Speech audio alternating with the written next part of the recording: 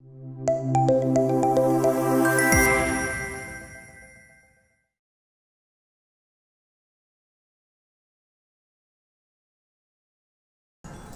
hello everyone, this is Kumar Chandan Anand, founder, CEO and group editor of Ardorcomm Media Group.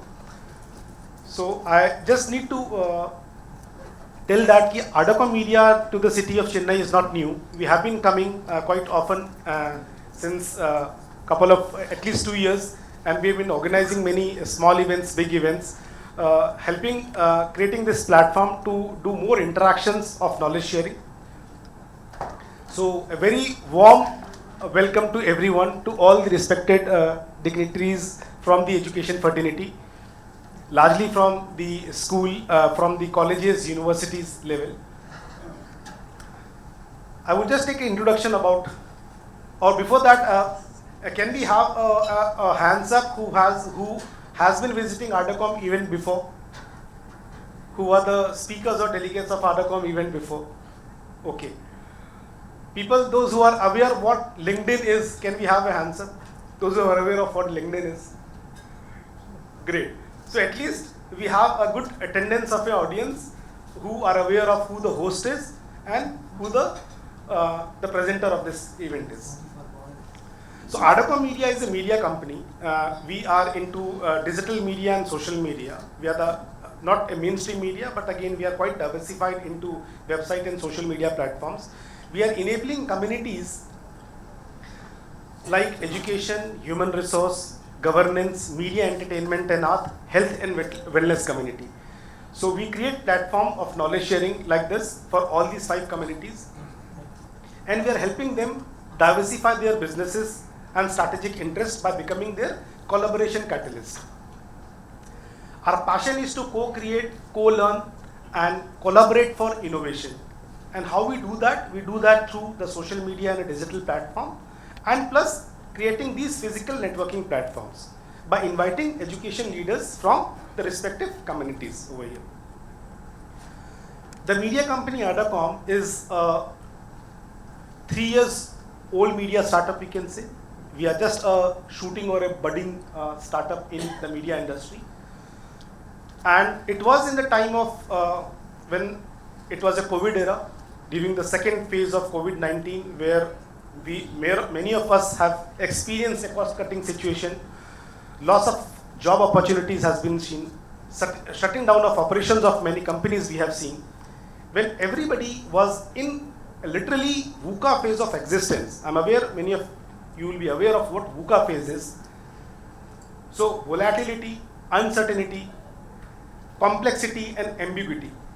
These 4 words were defining the COVID era, or during the struggling phase of all the communities, out of which I am sure education sector was one of the largest hit sector. But the way we sailed across, the way we adopted the digital changes, which was in and around, which might have come to the existence 10 years, 15 years down the line, but it accelerated the use of technology during that phase. And everybody was quite equipped in handling the students, in handling the queries of the parents, and even the making their infrastructure a digital or a smart infrastructure. I'm sure we all will agree with this. So during that phase of existence, when even I was also lying in the COVID bed in the ICU, I thought I have taken from the society. Almost 17, 18 years of my experience in media industry, I had taken from the society in terms of whatever commercials, financials I was going with my clients. This was the time when I thought that now I have to give back to the society. I thought of, rather than being an entrepreneur, why not try to be a social entrepreneur? So something for the society I wanted to do. And what best than a media company? So hence we thought that instead of developing any product services, let us be a visual media company and invite the stakeholders who are expertise in their domain. Let us meet at a platform and do more brainstorming on what is happening in the sectors which we are into. The event which we have organized, this is again, it is largely representing the higher education fraternity.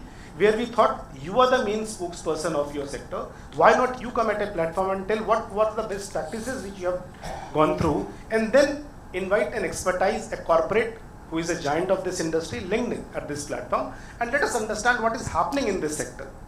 Are we on the same page? Are we aligned to actually what we are calling them, ki yeah, we are, or is there still any learning from them? And at least, so hence we thought that of co-creating this platform like this. So since sailing from that VUCA phase of existence, now we have entered into a BANI phase of existence. Now what this BANI is more brittle, fragile, ambiguous. Then it is inconsistency is there. So it was from the phase of complexity, ambiguity towards a business progressive mindset we have gone through. Still the phase is complex, it is not easy. The BANI phase is also not easy, but we have now dealt with a much difficult phase of life. So whatever phases will be coming, we will be equipped quickly to adopt that changes. And then when we thought that now this is the right time to open and venture into an entrepreneurship, I wanted to be an entrepreneur in media industry and then to a social entrepreneur in media industry. The first challenge lies was ki, I had a mindset, I had a vision. Ki in bigger companies, so I had smaller things to do. In a smaller company, I realized I have bigger things to do. In a bigger company where I was in just a role to the owners or in a profile of say a VP or in kind of that, I had a limited geography. I had a limited area of operation. When I come to a smaller company or during my last stage of my career as an employee, I was into a smaller company but with a bigger and a larger roles. Here I wanted to serve the entire country. And when I literally went by organizing these events, I thought and I realized that not only the tier 1 cities or the metro cities, tier 2 cities, rural cities, they have a lot of potential in terms of the brains and in terms of the teachers and the faculty. What they were lagging is the torchbearer towards the fast moving society phase. You call it as a smart education or a digital education or whatsoever. People were lacking that. Potentially, financially, they are quite equipped. But they need players like us, they need players like you who could be a torchbearer to them. Why not adopting a village? Why not adopting a school? Why not adopting a smaller, less capable institution when we are so enriched with our own capacity? When we say that we are one of the finest institution of Chennai, are we capable of adopting in whatever capacity any small portion like this, which could be a very good social welfare for the community and the country at large? As a media person, I am saying that when you go to the next bench of the table, the ideology could be something else. But yeah, I had a clear vision of doing that. Then the bigger challenge was not the financials. Financials could be managed when you have a clear vision, when you have a right vision, and we are coming something to digital. Financials, they are easily manageable. What comes as a challenge is the manpower. Whom I should get in touch with. Whom should I invite as a colleague, whom I could literally say he is my colleague, or he is my co-founder, or he is my startup, the startup employee of this company. So that was a bigger challenge. I realized my 17-18 years of experiences when I was an employee, what are the hierarchies I have to deal with? What are the branches, departments which I have to deal with? Whom I have to butter, whom I have to make happy, whom I have to scold, whom I have to just kick them off. So these were the things which were coming in my mind. Then I started taking interview myself. I didn't give this responsibility to any of the Naukri portals or the other. I started doing it myself. And obviously my co-founder Ashish Jain was there to help me out. We started approaching first approachable employees who are the similar employees in the same company. They are the first employees who can approach with. Understanding and explaining that this is what we are venturing into. Are you ready to help us? So understanding when they saw a bigger picture, they are also in a verge of being an initial employee of a startup venture. When that tag will be coming to their resume, I got a confirmation or a like-minded people of 14 people approx कि yes sir, you आप आगे बढ़ो, हम तुम्हारे साथ हैं. I'll be coming and I'll be joining you for this organization. But the day I actually ventured, I incorporated this company with a formal process and all. When I looked behind, nobody was there. It was only the people who were thinking that yeah, we should come into a venture like that. So what was the difference? Like when they were agreeing a month before, why they disagreed? When my company was in a proper situation where it was a situation of a job threat, or how long this organization will sustain, how long will my career go in this organization, will they be in a position to give me salary on time or not. So these could be a situation in their mind. I had few resumes whom I deselected because I was not knowing them directly. Then I rechecked those resumes, and this time what I did, I didn't went to the topper sections of the resume, which is your immediate job, your immediate skill set, your immediate whatever profile you are working into. Instead, I went to the last segment of the resume. वहाँ क्या रहता है? Last segment of the resume में. If I am sure everybody would be in a stage of recruiting people, last page or last segment of the resume में what is there, sir? Declaration. Yeah. Yes. What is there in the last segment of the resume, sir? Personal information, extracurricular activities, hobbies, your interest area. There I was making now a picture clear. Ki now what I have to bring out of this person, who he has forget himself, ki what he used to like, what was his hobby about. Kyuki he was in an atmosphere where he was being just mucked up with something, given a horse cap, and he was just told to do this thing. You're not allowed to give a rupee discount to anybody. He was into working in that zone. You're not allowed to bypass my orders and go to my super boss. No, you're not allowed to do that. तुम्हें यही काम करना. You have to do all these similar things. So hobbies were one thing which extracurricular activities was one thing, and then came the main workforce of my company. Who are they? They were the content writer who didn't had a content writing profile or a degree. They were the digital marketing person who was not having a degree or a certificate of being a digital marketer. He was a salesperson who had a passion of doing sales but didn't have an MBA degree. And these were the people, sir, ma'am, who had a pink slip and who have been shown out of the organization because they were the non-performers of those companies. What happened? I didn't did any magic. I just gave them an opportunity ki bhai, if you know this, do this thing. Why are you highlighting that thing? If you are passionate about writing, you do writing work. Forget about the degree and certificate. I am giving you the job. No. This was the salary your company was giving. I am giving you a certain hike, but do what are your hobbies are. And plus that, I gave them 2-3 options. See, I have these many departments. Correspondent are there, bureaus are there, digital writing is there, then digital graphic designers are there, video editor are there. वहाँ पर what you have to do? You just have to learn a skill. You just have to learn a skill. You know how to speak, you can say. You know how to write, you can be an editor. You just know the right skill set which you are doing. You don't have to spend a lot into that thing. And then spend in what? Spend in your skill set. And then you see what the magic or how a piece of, say, glass is being turned into a diamond. It is only by the cutting edge and understanding what skill set do you have. So this is how I founded my team. So in my team, understanding, 40% of the people, but rest 60% people are not directly what their degree or their certificates are saying. It is something else. And these 60% of the people, sir, ma'am, are the foundation team who are still with us from last 3 years. And rest, that 40% who are in a verge of salary hike, designation hike, blah, blah, blah, blah, are the short movers who are going out from my organizations. The attrition rate of these people, 40% are more. Because they still don't have a clarity. They only have a clarity कि मुझे आज 25,000 मिल रहा है, मुझे 50,000 कहाँ से मिलेगा? They have only this clarity.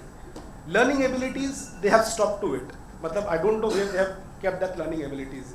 They just need a designation hike, they just need a salary hike. What about the skill hike? What about the reskilling? What about the upskilling? Should we talk only this in these forums, or should we apply it to myself? So I applied that in myself. I applied it in my organization. And I make sure till now every resume goes through my eyes, and I'm sitting in every recruitment of my employees. And because of this, I'm capable of handling the right person in my organization.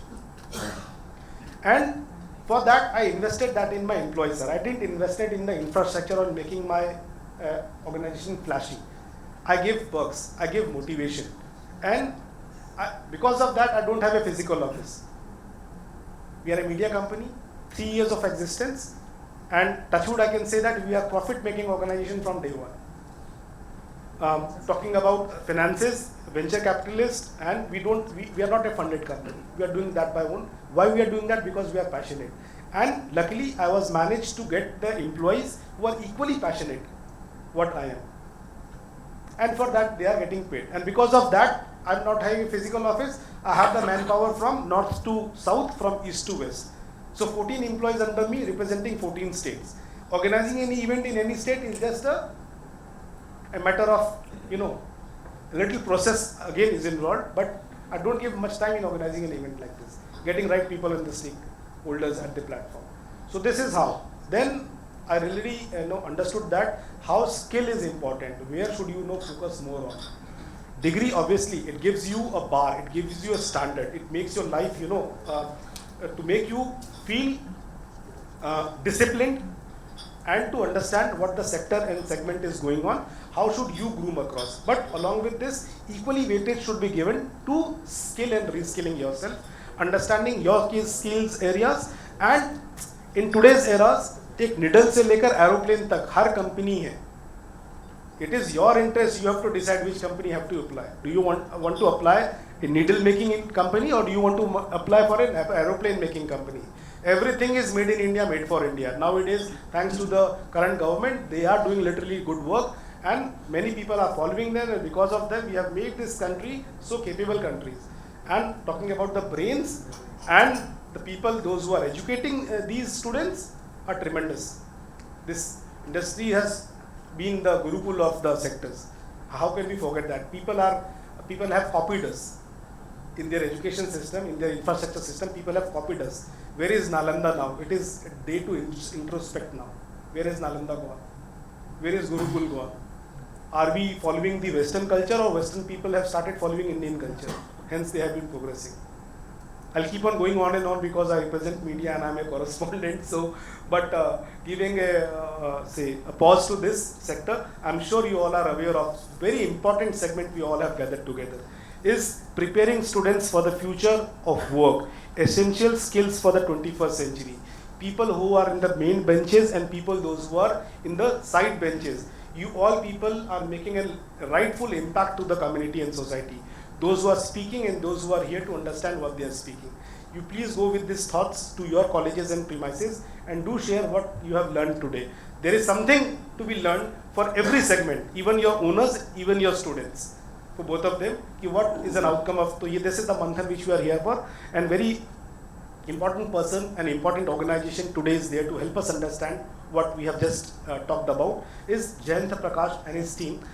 He is the account director and regional head representing South and Academics and Government, LinkedIn. I welcome you, Jayant, at the dais to take the session forward.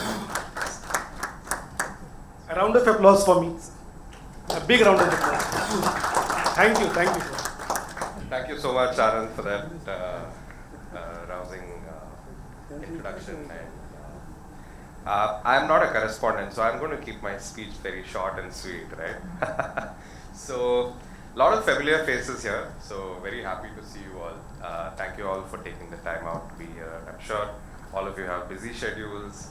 And by the way, huge shout out to Ardorcomm for bringing stalwarts from the industry from the world of academia here. I'm very happy to see you all. Thank you all so much for taking the time out once again. Preparing students for the future of work, right? I think that's obviously, this is a topic I'm sure is close to all your hearts, right? I'm sure this is all at the core of what you all do, right? So I thought it was a very interesting topic to pick up. I'm going to put out a few interesting data points out here, right? Please note that you are all the experts here, right? I'm just a part or a face of another industry here. So there are some very interesting data points that have been coming out over the last 3 to 4 years, right? There was a HBR article which said that jobs that require a complete degree, right, fell from 51% to 44% in the span of 2 to 3 years, right? This created a lot of alarm bells in the US, right? This is the US I'm talking about. And I remember thinking, like, if I was heading the academic institution in India, this would send up some kind of alarm bells in my head, right? This would be something that is a concern, maybe not in the immediate future, right? Maybe a little ahead. That was something which got me thinking as to why this is happening, right? And LinkedIn's own data, by the way, right? So just to give you all a sense of understanding as to what LinkedIn really does. I know a lot of you know LinkedIn is a professional networking platform. I'm hoping all of you are on it. I saw most hands go up when Chandan asked if you're all on LinkedIn. But we are a $16 billion revenue organization, right? 60% of our revenue comes from our recruitment business. We're the world's largest recruitment platform, right? We have a presence in every major country in the world, right? And we help, I think, almost, if you look at the Fortune 500 list, every single company on that hires through LinkedIn, right? So even our own data says that 1 in 5 jobs do not require a degree today, right? That are being posted on LinkedIn. I'm sure you've seen the job segment on LinkedIn, right? And it is falling at a 33% year on year, right? Very interesting data that is coming out of this, right? What we are here to do is, I think, to have like a meaningful conversation, of course, about what is changing in this world, right? And how institutions can get ahead of the curve, right? I think that is the most important thing, and the idea of having you all here is to kind of exchange information, share your knowledge, what is your institute doing, so that you obviously get to learn from, a lot of people get to learn from the others, and similarly you are sharing that information and this passes on and it helps the industry at large, right? I think that's the whole objective of this whole conversation here. I think what I'm hoping is all of you all talk freely, right? I mean, in the sense, speak your mind about certain things. We can have disagreements, right? I'm sure we're all used to it on a daily basis, so we can have a civil disagreement on a lot of things. I think it's healthy, especially in a debate like this, right? So once again, I thank you all for coming in, and I hope to have a very fruitful discussion, and I hope you all get something to take away from today's conversation. Yeah, thank you all so much. Appreciate it. Thanks, Jim. So I think we'll be being seated at the place where we are. And as I said that, let us start with an opening remarks about yourself. Thank you, Chand and Jayant and all eminent personalities from eminent institutions. I am Dr. Salisha A. Stanley, Pro-Chancellor of JPR University. JPR University is a state private university, which is a 2-year-old university. And good practices, like I should tell you that we focus on the core and the communication and building self-confidence of students. And we see to it that each and every student, we take ownership of the students in educating them and getting them employed, at least facilitating them to get employment. And thank you. That's very welcome. Thank you so much. Mr. Naveen. Yes, I am Ganesan, Principal, JNN Institute of Engineering. My Vice Chairman is not present today, so I am also invited, so I am here. So, in the higher education, we autonomous for the last 3 years. We made a lot of changes in the curriculum. There are 3 aspects normally curriculum revolves. One is the design, delivery and the assessment. So in the design part, instead of the non-university regular pattern, we introduce a lot of other courses where the student can take from outside, like online courses, industry delivered courses, visiting industry, internship. There are a lot of things we incorporated so that the student need not depend on the only faculty and institution. They can acquire the knowledge from outside. That's one part. Second part, we do delivery through the faculty member. They do ICT tools and whatever the latest tool is available that we are doing it. In addition to that, we involve the student to take part in the delivery method itself. So 2/3 we take, 1/3 the student has to take. That is a mandatory thing we are trying to follow. Then the third part, the evaluation also, we give opportunities to give how the evaluation method is going on through the OBE method. In addition to that, the students are regularly given the feedback. Whenever they are getting the right feedback, they are able to improve their learning process. So we continuously build the trust in the students' mind and also make the trust in the fellow members. So that makes the student to be take forward. Thank you. Thank you, sir. Professor Rajat. Good evening and namaskar to all of you. First of all, I thank the organizer for giving the invitation.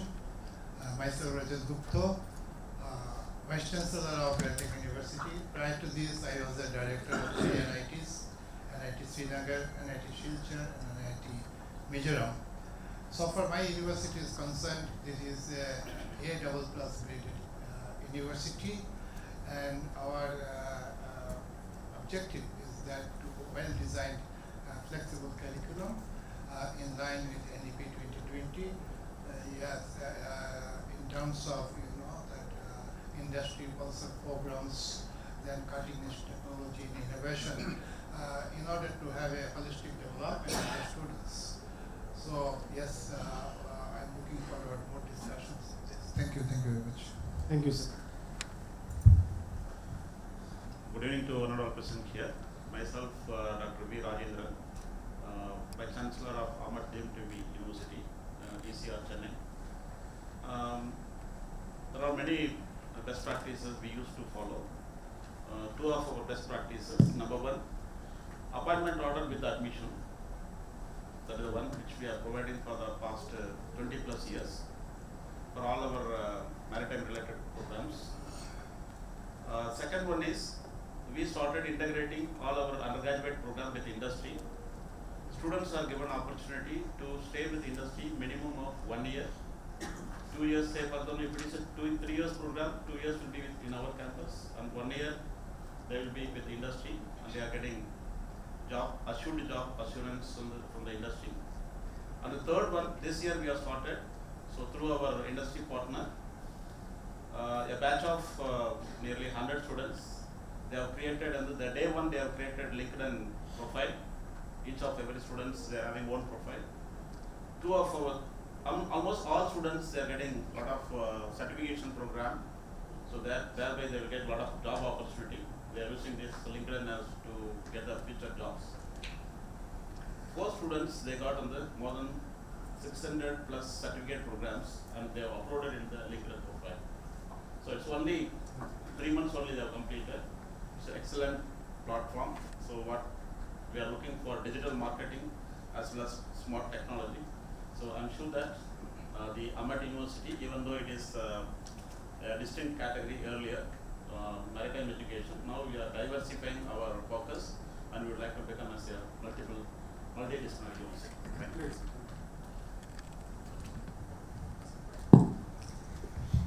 Good afternoon. I am Professor Viswanathan, former Vice Chancellor of Anna University. Presently, I am the Rector of Dr. MGR Educational Research Institute, DMTP University, Madurai. I have nearly 5 decades of experience in this education, technical education, and I was the Vice Chancellor of Anna University during 2005 and 2008, so almost 15 years before. I continue to serve the education to the students.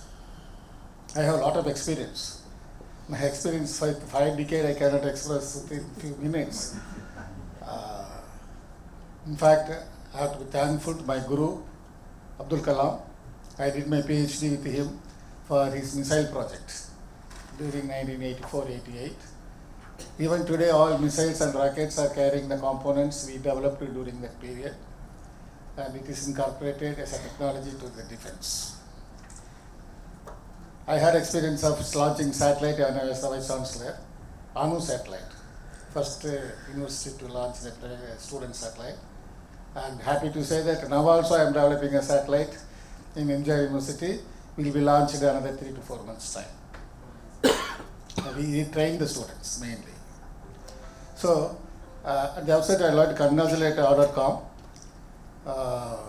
Really, you have thought about this topic, how to prepare our students for the 21st century. I have not come across any such move by other organizations here in Chennai. And really all the education leaders are here. But we face a lot of challenges. Nowadays, students restless. Their attitudes are totally different after Corona period. The challenges what they face is that they lose their time, golden time in mobile. Whatever you plan here, academic curriculum, that this and all, they are not able to concentrate in the studies. Even today I talk to young minds, every day I go to a class, I talk to them. They are unable to resist, they are unable to come out of the mobile activities and social media, things, etc. If I give one message, I have 300 students in my team about satellite group. If I give a message, within 2 minutes I could see at least 200 people are seeing that.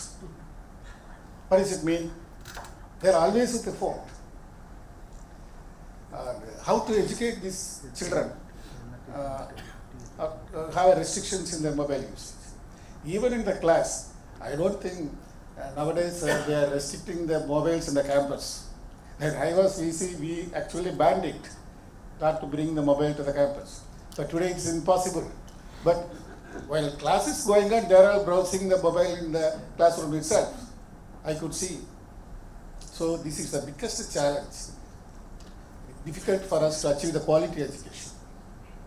Teachers are tired. Okay, get lost, whatever you do. I cannot change you.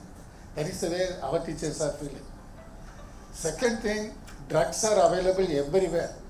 Drinks are available everywhere. So these are all the big challenges. We have to keep it in mind before we decide any solutions. And are we able to attract the top ranked students for the teaching profession? No.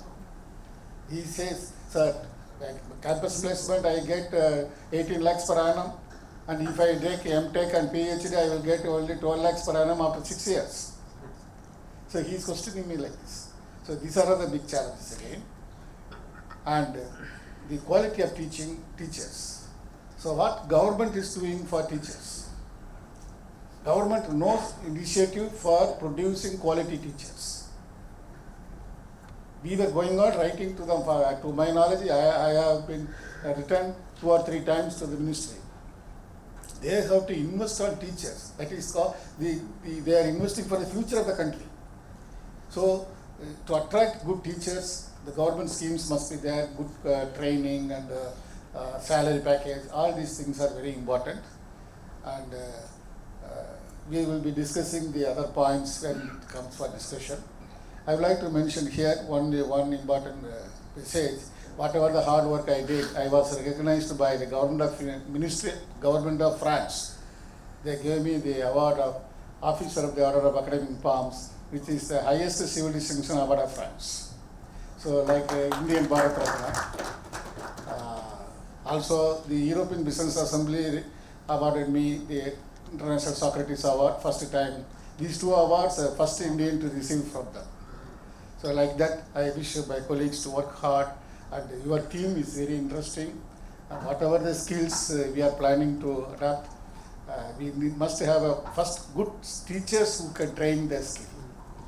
Then the students naturally will be attracted towards the skill. We will discuss further. Thank you. Thank you, sir. I'm Dr. Ramchandran. Good evening. I'm backed with about 20 years of corporate experience and about 10 years of academic experience, going strong with academics. I am designated as the director of SRM group of institutions. SRM, I don't need to introduce SRM to anyone, it's a 50-year-old legacy. I take care of 5 universities and about a few colleges in India. We churn out about 75,000 students everywhere. And today,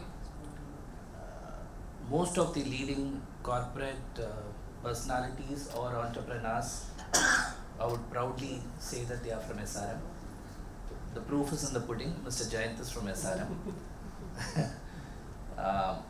So that's how it is. I humbly differ in the statement put forth by Professor Vishwanathan. Distraction among the youth had been in existence not now, but for the past few centuries. Youth had been distracted by one way or the other, but the present distraction is because of the technology. So it is to be taken as a positive challenge by the faculty members and the institutions, and to ensure that we put them on the track to make the best use of technology. What we have done is we have a very good learning management system, an app, LMS app, which is endorsed by AICTE, where we give the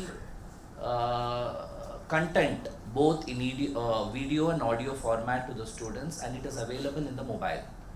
So student can anytime, anywhere go through those contents, and quizzes and assignments are conducted in that particular app. It's not only a learning management system, we have now taken it to a placement training process also. My students at SRM, most of the colleges, they use that particular app for getting themselves trained for placements. For example, company specific question papers are circulated in that particular app, and at their particular lease and convenience, they go through that particular exercises and get themselves trained for placements. So we have to ensure that our students make the right use of technology, number one. Number two, faculty members, yes, lot of initiatives have been taken up by the Government of India thanks to NEP. We have been very successfully implementing NEP at every part of our life. Today, we have 20% of the seats which can be filled up by POP, Professors of Practice from corporates, which is given by the AICTE. So I think SRM might be one of the institutions that has recognized this particular idea by AICTE, and we have taken Professors of Practice from corporates. Today they are walking into the institutions and teaching the students on hands-on experience on various concepts and theorems on engineering and management areas also.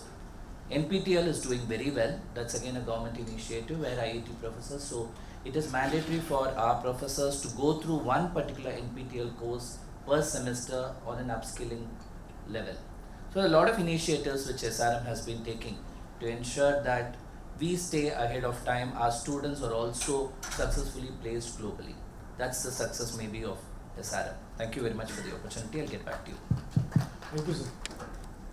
Today we are talking about a skill-based country, skill-based society.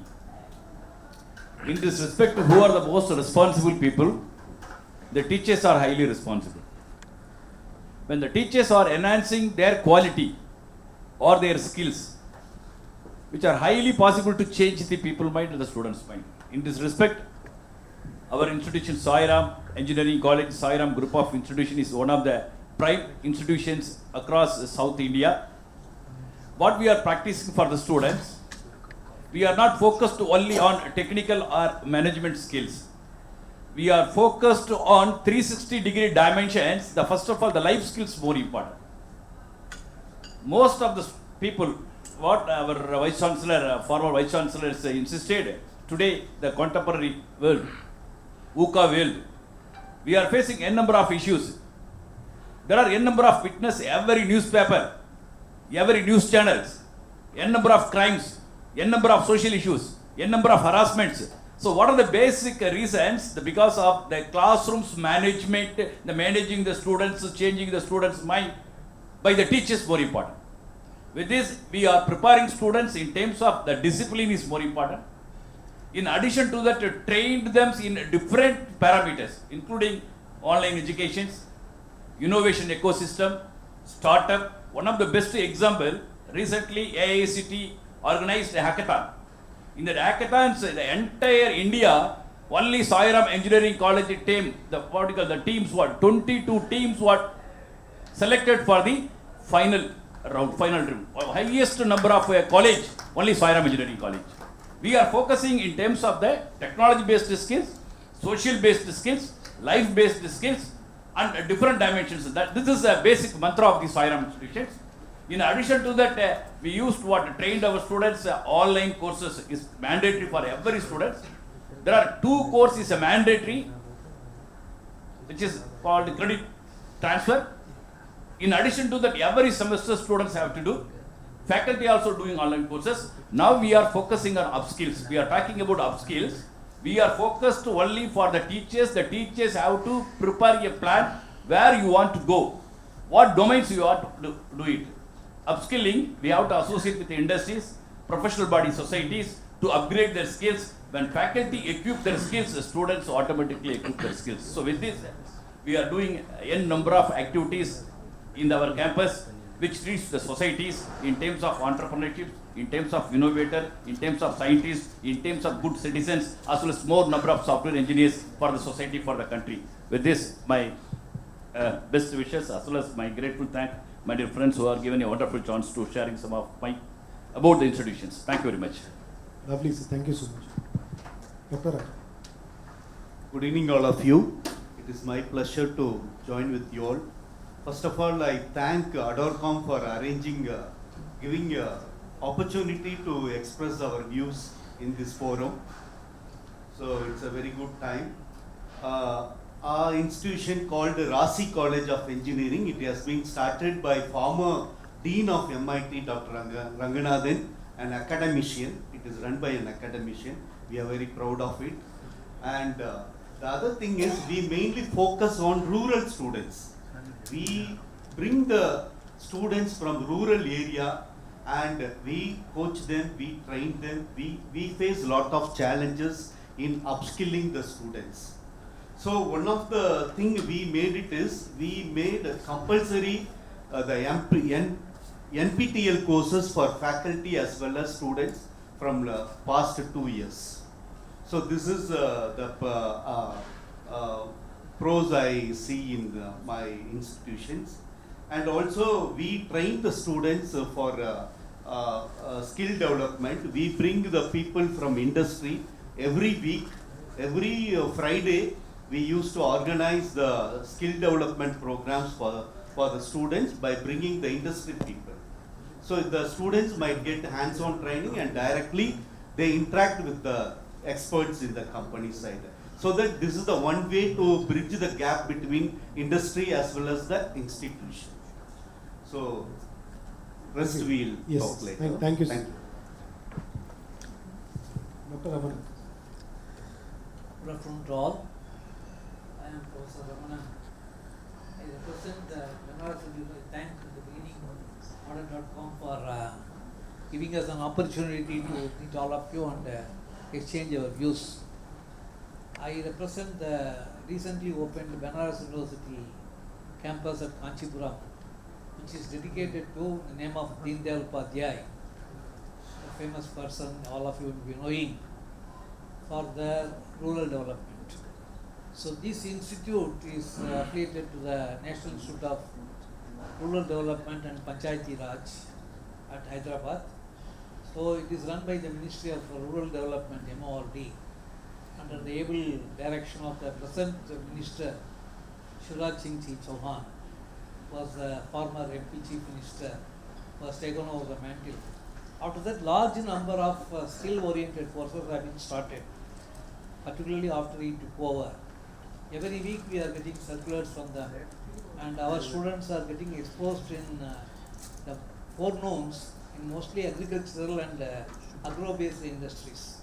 We are tied up with one of the famous manufacturing units in Chennai, Achi Masala, and also Shakti Masala and other companies which are using the agri-based products and converting into long shelf-life products. Incidentally, I was also Director of Finance of Achi Masala, so we know the working, and they also have an institute to that. So we have tie-up with also the Korean Village Industries Commission. Particularly, you may be knowing in the last 5 years, its turnover has almost become 5 times, because the Prime Minister has been advocating that usage of khadi and khadi products by all the parliamentarians and the legislators. So it is expected to see an increase in that. But the third and the most important thing, our students and been developed in skills, because got only 2 batches are over, and all of them are well placed in the rural self-employment training institutes set up by all the sponsored banks. There are more than 5,000 institutes all over, and in this regard, Tamil Nadu is number 1, having more than 500 RACTs, and most all these students are employed there, and they are playing a key role in the non-Mudalvan scheme, skill development scheme, which has been formulated by our respected Chief Minister and also developed by the Tamil Nadu Skill Development Corporation, playing an active role particularly in the rural schools. They adopted more than 100 schools in and around Kanchipuram, which are implementing this non-Mudalvan scheme, and it is taking a lot of steps. So with this, I thank the organizers, Ardorcomm, for giving a knowledge. Thank you. In our previous event to Chennai, sir, we have invited Dr. Jaya Prakashan, sir. No? He is the CEO of the initiative which you are seeing in the skill department. Wonderful job they are doing, sir. Thank you so much. Good evening all. I am Mani, Principal of Panimala Engineering College. See, in my institution, we give equal importance to both technical skill as well as soft skill. So nowadays, the industry experts the latest skills in the technology, because each industry needs different skill sets from the students. Some they need from IoT domain, some they need from cyber security domain, some they need from industry 4.0, so like that. So what we do to develop the skill set of the students, particularly after completion of the 3rd year, like our Tamil Nadu government's 100 days guaranteed employment. So we provide them placement training for 100 days. So during this training, we give them one language to become experts, either in Python or Java, like that. And during that training period, we divide the students into groups consisting of 4 or 5 students. So each students what they learned in a 1 week period of time, so they have to present to the other remaining 4 students.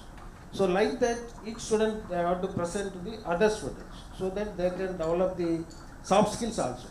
So which will help them when they go for a placement, they can easily come out of the group discussion.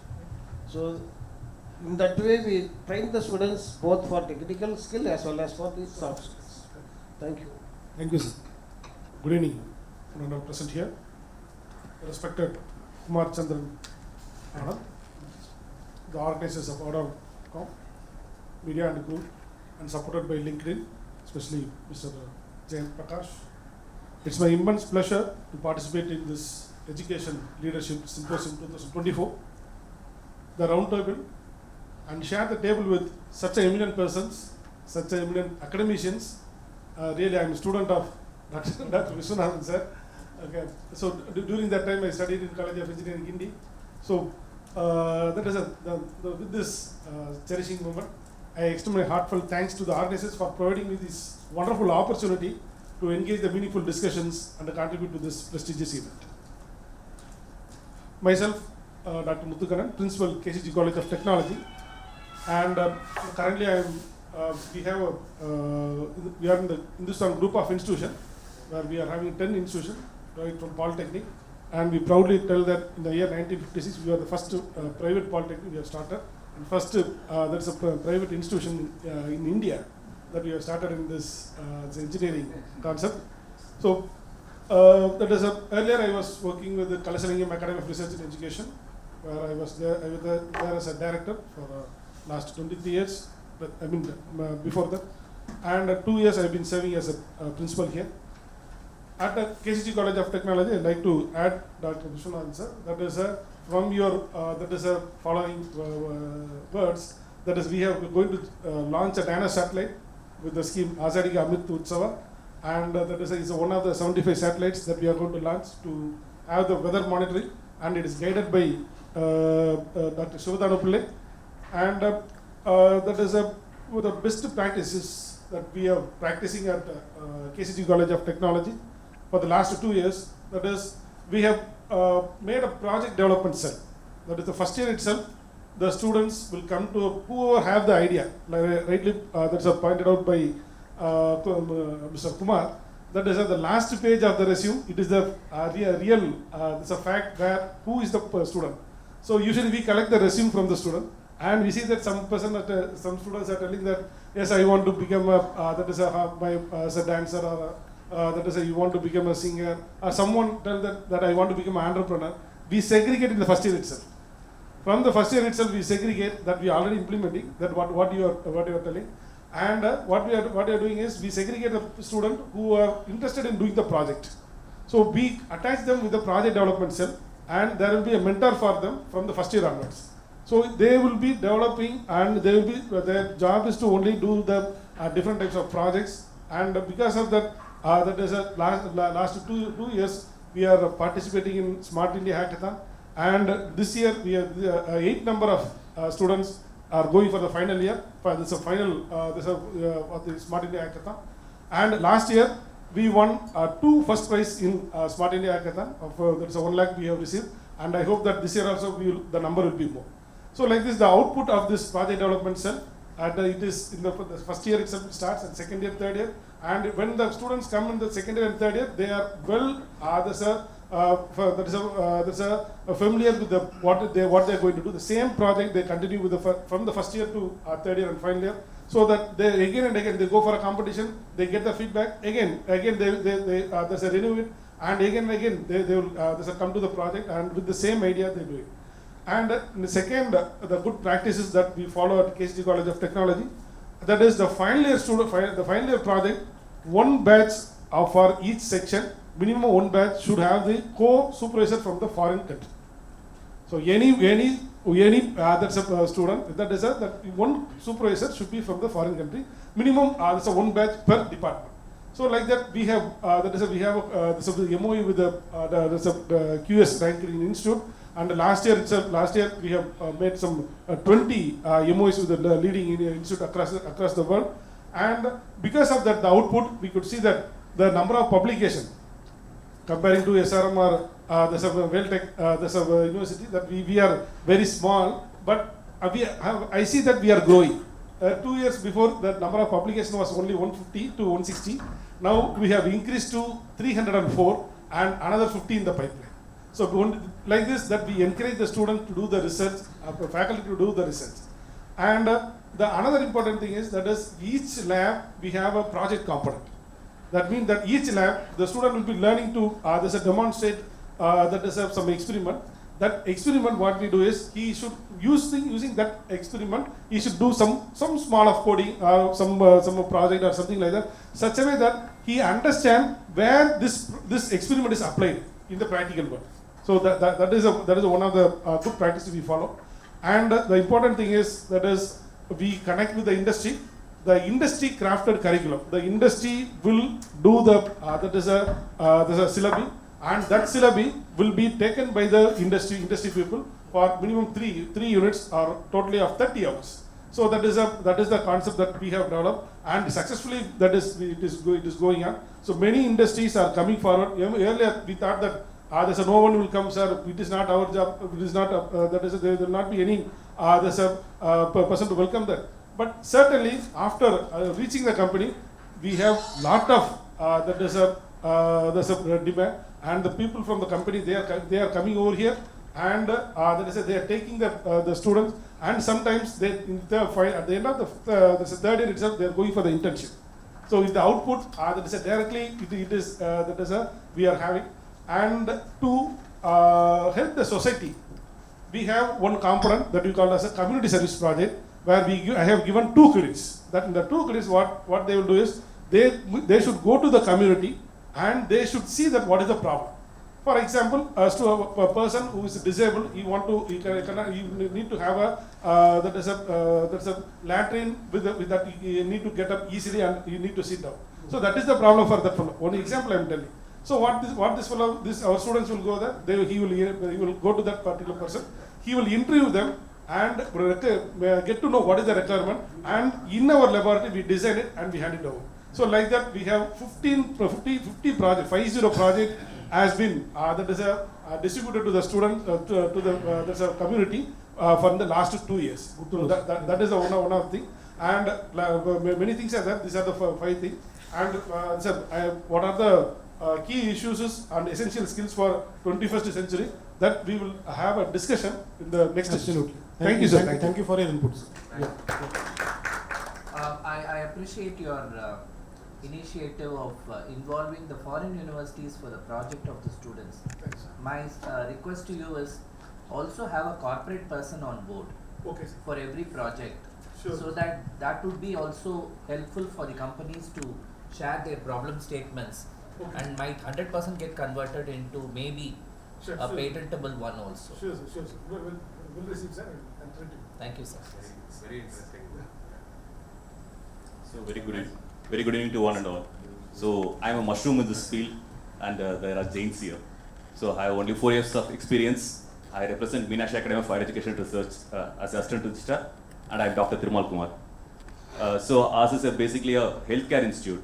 So we don't fall under the AICTE. AICTE and UGC has given more flexibility nowadays. So it's up to the institute to do as much as possible. It is flexibility with stringent measures which is on the way. So, but for us with the NMs, we don't know when it is going to start. Yeah, maybe we can have a debate also like whether this NEP is going to be a boon or ban itself. For example, they are telling about the accelerated learning and extended learning. If a student is going to clear the subjects in 2.5 years and 2 years, then how the placements may affect for him. And for example, if someone is going to read from UG something and PG something, so how the companies are going to see his skills and how they are going to recruit. So all this might be a challenge from your side. There is a paper which is tabled today in UGC that why not commerce students get into engineering jobs. Exactly. But how the placement officials will see, that's a different thing. It's how the way he gets placed. Because like a traditional India, we see the job roles and responsibilities and the qualifications. It should be 10th plus 2, then a UG degree, then the PG degree goes on. So it's again, we need to see over the time, at least it takes some 5 to 6 years of time to see how this output is going to be in the company. We are breaking away from the conservative approach. That's great, sir. But for us like NMC and DCI and PCA, Pharmacy Council of India, still we are fighting with UGC to bring the Higher Education Commission of India. So if they are going to bring into a single commission, then even we will taste the flexibility. Thank you so much. Thank you. Very good evening to one and all present here, and I thank Ardorcomm for this opportunity given. This is Dr. Revati from DMI College of Engineering as Dean Student Affairs. Apart from most of the practices which are followed, I think we stand unique in allowing our faculties to interact with the industry, and we give them the opportunity to go to the industry. In fact, undergo a few days of training of internship along with the students. So in that concept, I think we stand aloof. And the second important thing is, since it is run by sisters, we concentrate more on the societal values and ethical values. We imbibe those values very strongly. We have adopted a village in Perambakam last year, and we are applying the engineering knowledge to solve their solutions. And we have come up with 2 or 2 projects, and so very shortly it will be patented also. And the next important thing is we have a very strong alumni connect where we involve alumni right from the curriculum. We are even few alumni take the interest in mentoring our students. So we use our alumni to the extent where the students are meet the industry demand, and they even improve their skilling strategy. And to add a little spice, sir, I am also an alumni of SRM College of Engineering. Thank you, ma'am. Thank you. Ma'am, is this an autonomous institution? Yeah, we have autonomous since last year. My placement head is sitting there. For the past 2 years at Valiama Engineering College, which is an autonomous engineering college of ours, we have something called as a corporate advisory board. Okay, for mechanical engineering, for example, we have the industry people vetting the syllabus curriculum before it goes to Board of Studies. They look at it and say whether it is irrelevant or irrelevant, and then they slice it according to the corporate requirements. And they also select the topics that they feel that the corporate personalities can do justice other than the academics. Okay, then it goes to the Board of Studies and Academic Council governing body, the regular route. So if this practice could be involved, you know, many papers, for example, the transformers and partial differentiation, whatever, the paper, and engineering mathematics 1 and 2, which were so heavy and undigestible for the students. BEEE is a nightmare for most of the engineering students. All these are now made easy by the corporates. So kindly, a suggestion to your institution. Definitely, I'll take your suggestion. Thank you, ma'am. Good evening, Vandal. I am Dr. Uma Gauri, Principal of ELS Chennai Polytechnic College and Advanced Training. This institution is run by TVS Education Society. Being a corporate-run institution, we have a very strong industry connect. We have more than 50 plus active industry connect. So through them, we have a very strong industry academia board, through which we have frequent board meetings, and we try to find out the gaps, find out in the curriculum. So we try to give value-added courses. We train our students in all these lab skill set, and by doing so, our students are industry ready before they complete their diploma. And along with the diploma certificate, we also give skill set certificate. At least 2 certifications is required to complete 1 semester. So that out of 7 semesters, they would complete 14 courses, and that will add up their skill set. And we provide 100% placement for all our students. And apart from that, we give 2 semesters of internship in relevant industries with respect to the discipline they are doing their diploma. So that is also our best practices. And we also encourage our students to do real-time projects. See, our faculty members are also asked to visit at least once in a week, and they are connected with one industry, and they will go to industry and find out the real-time problems faced by the industry, and we encourage faculty along with the set of students to do project on those areas. So doing real-time projects definitely helps our students be very confident technically, and they are much far better than even the engineering students, even though it is a polytechnic institution, but our students are doing much better than other students. So that's our best. Yes. I will compliment it. I am Dr. Palaniswamy Ishwaran from the same institution, from TVS Polytechnic College. I have worked as a principal in an engineering college for more than I have completed 43 years of teaching experience. Currently, I am taking care of academic related activities with the TVS Industries Training Division and with the Polytechnic College.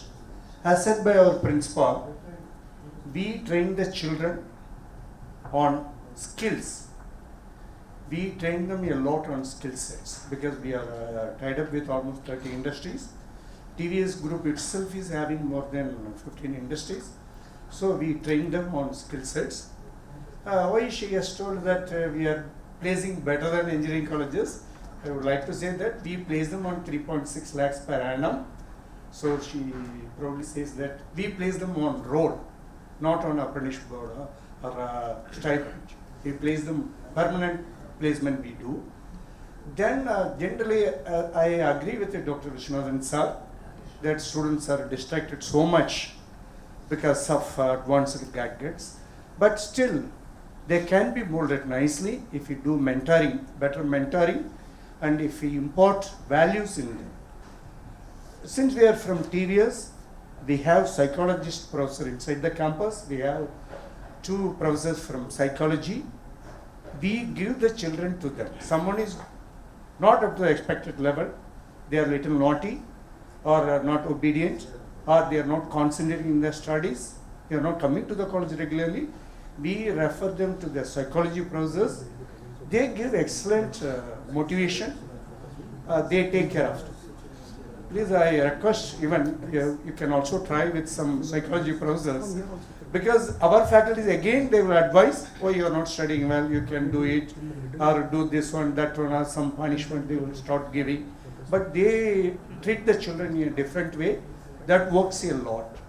But be serious, like Dr. Ramachandran sir, children are extremely good. They are very intelligent. They can learn anything very easily. I think you all will agree. Within 2 years of introduction of AI, students are doing better than us. They learn much faster. If you ask about ChatGPT, they will talk more about that. Even some of the faculties, they do not know much about, neither about Gemini, nor about ChatGPT or AI related website, but children are getting into that website, they are learning a lot. So let us focus more on digital area, what the instrument they have for distracting from the same instrument, they can learn a lot in future. Thank you. Thanks for the comment. Thank you for endorsing my view. Number one, yes, psychologists and the counselors are the need of the hour. Number two, what we define as obedience or sincerity in our college days differs from what it is obedience and sincerity today. Number three, most important, the world is evolving. So do our children. So when that's going to be the case, we cannot expect our children to be like us. Right. So why not we go on their track and put them in the way that we wanted them to be happy. We were worried about various things in our life, but today's the present students are only targeting happiness in their life and quality in their life, which we missed out because we were very well. We had a approach which our parents and teachers were told to take, but today they are trying, they are experimenting. So let's nurture them and let's bring them up in a way that they lead a happy life. Yes. Thank you, sir. Thank you. Great. Thank you. Thank you everyone for making this session so interactive, so that at least we are aware of which all the streams we represent. So somebody is focusing on, say, rural, somebody is agriculture, polytechnic, engineering. So a lot of ideas, institutions, initiatives in launching the satellites is for the first time which I'm listening in Chennai. I'm glad that people are, appreciating. SRM is the first private university to send a satellite. Jayant is sitting over there. I'm surprised that he's mute. So this is what surprisingly I'm understanding from this part of the country, that people are so well versed with the thing that nothing is beyond, in our capacity. It is, you just have to think and you have to work on it, and then again you can reach the heights in this sky. With this now, I pass on the mic and the dice to Jayant to take the deep discussion forward on the topic of the session. So a round of applause for all.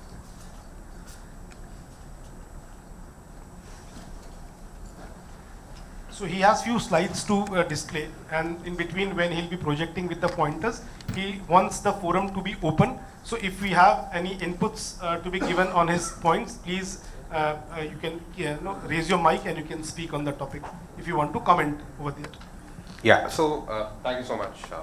So I think we'll keep this we'll keep it as informal as possible. I think everybody is loosened up now. I think you're all familiar. You know who everyone is. I think we'll keep it. I think that's the best way to kind of share more information, right? Just to give you an idea of what we have planned for today is, I am going to be talking about LinkedIn a little bit, because I think a lot of these topics that we have picked today, which I shared with you all in the WhatsApp group, LinkedIn is solving for a lot of those problems, right? I mean, so I'm going to talk about LinkedIn a little bit, then I'll display the questions and we'll target them one by one. And feel free to just raise your hand, voice your opinions on what you feel, and just keep the time in mind. I think we have a limited set of time and we have around 6 questions that we want to kind of cover. So that's pretty much it, right? Are we all set? Can we quickly move ahead to the slides? Yeah.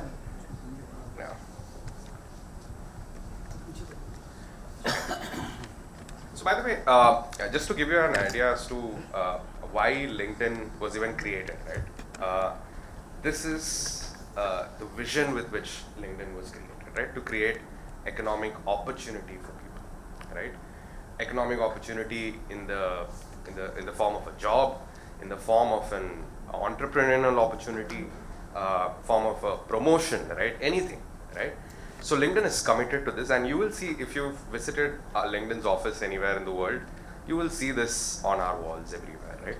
And this is the core vision with which we work on a daily basis. Just to give you an idea as to the power of LinkedIn today, right? We have over 1 billion people on the platform today registered with us. Over 130 million plus people in India. India being, of course, the fastest growing population on LinkedIn.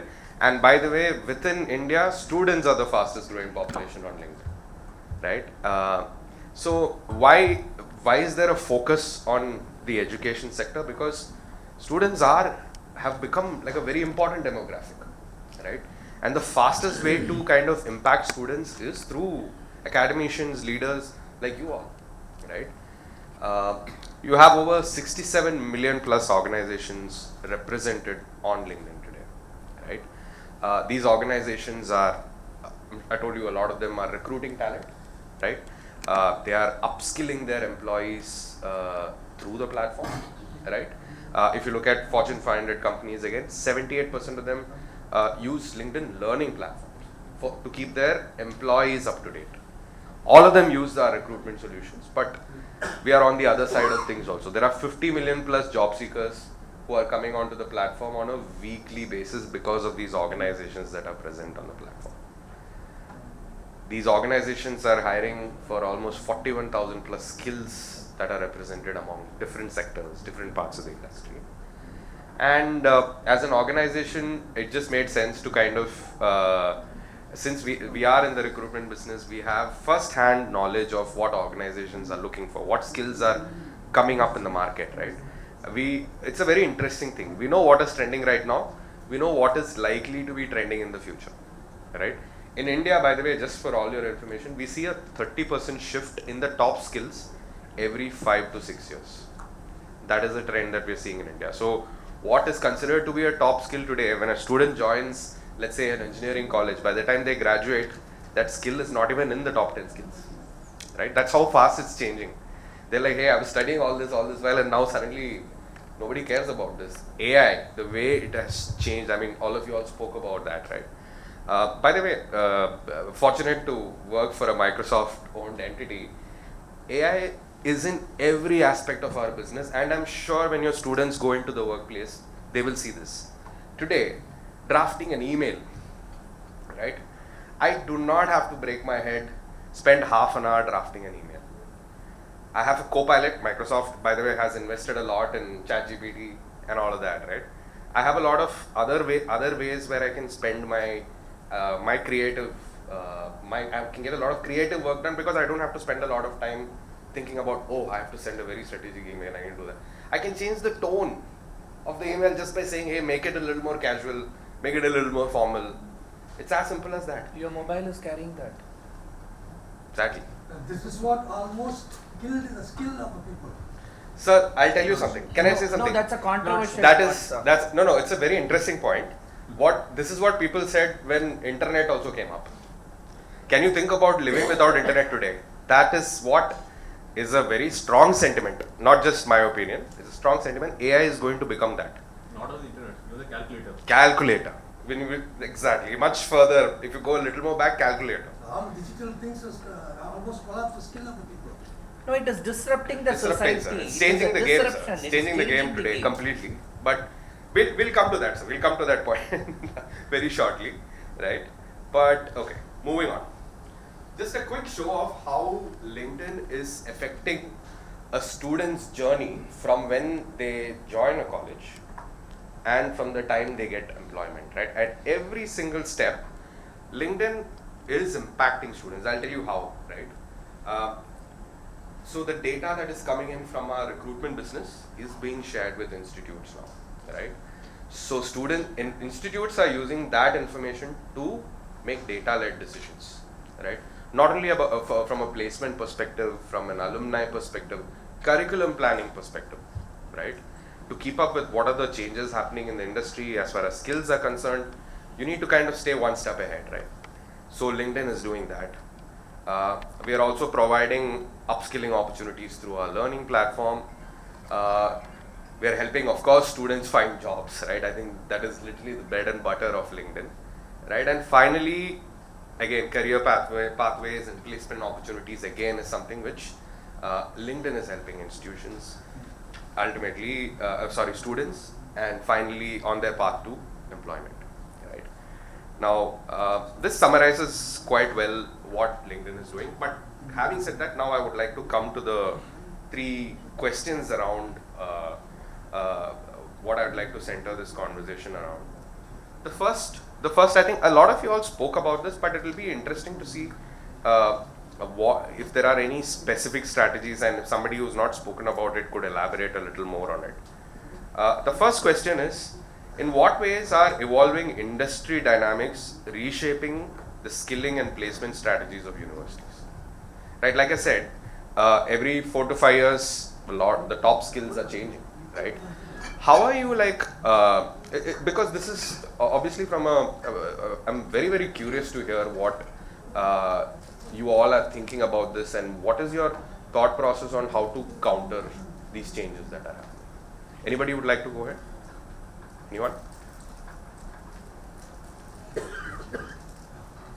Sir? Anybody?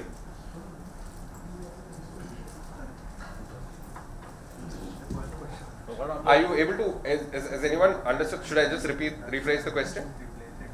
Changing how, sir, industry dynamics are constantly changing, right? How are you aligning your placement strategies and your skilling strategies accordingly? Jayant, it's very simple. Yes, sir. Alumni plays a very important role today. Okay.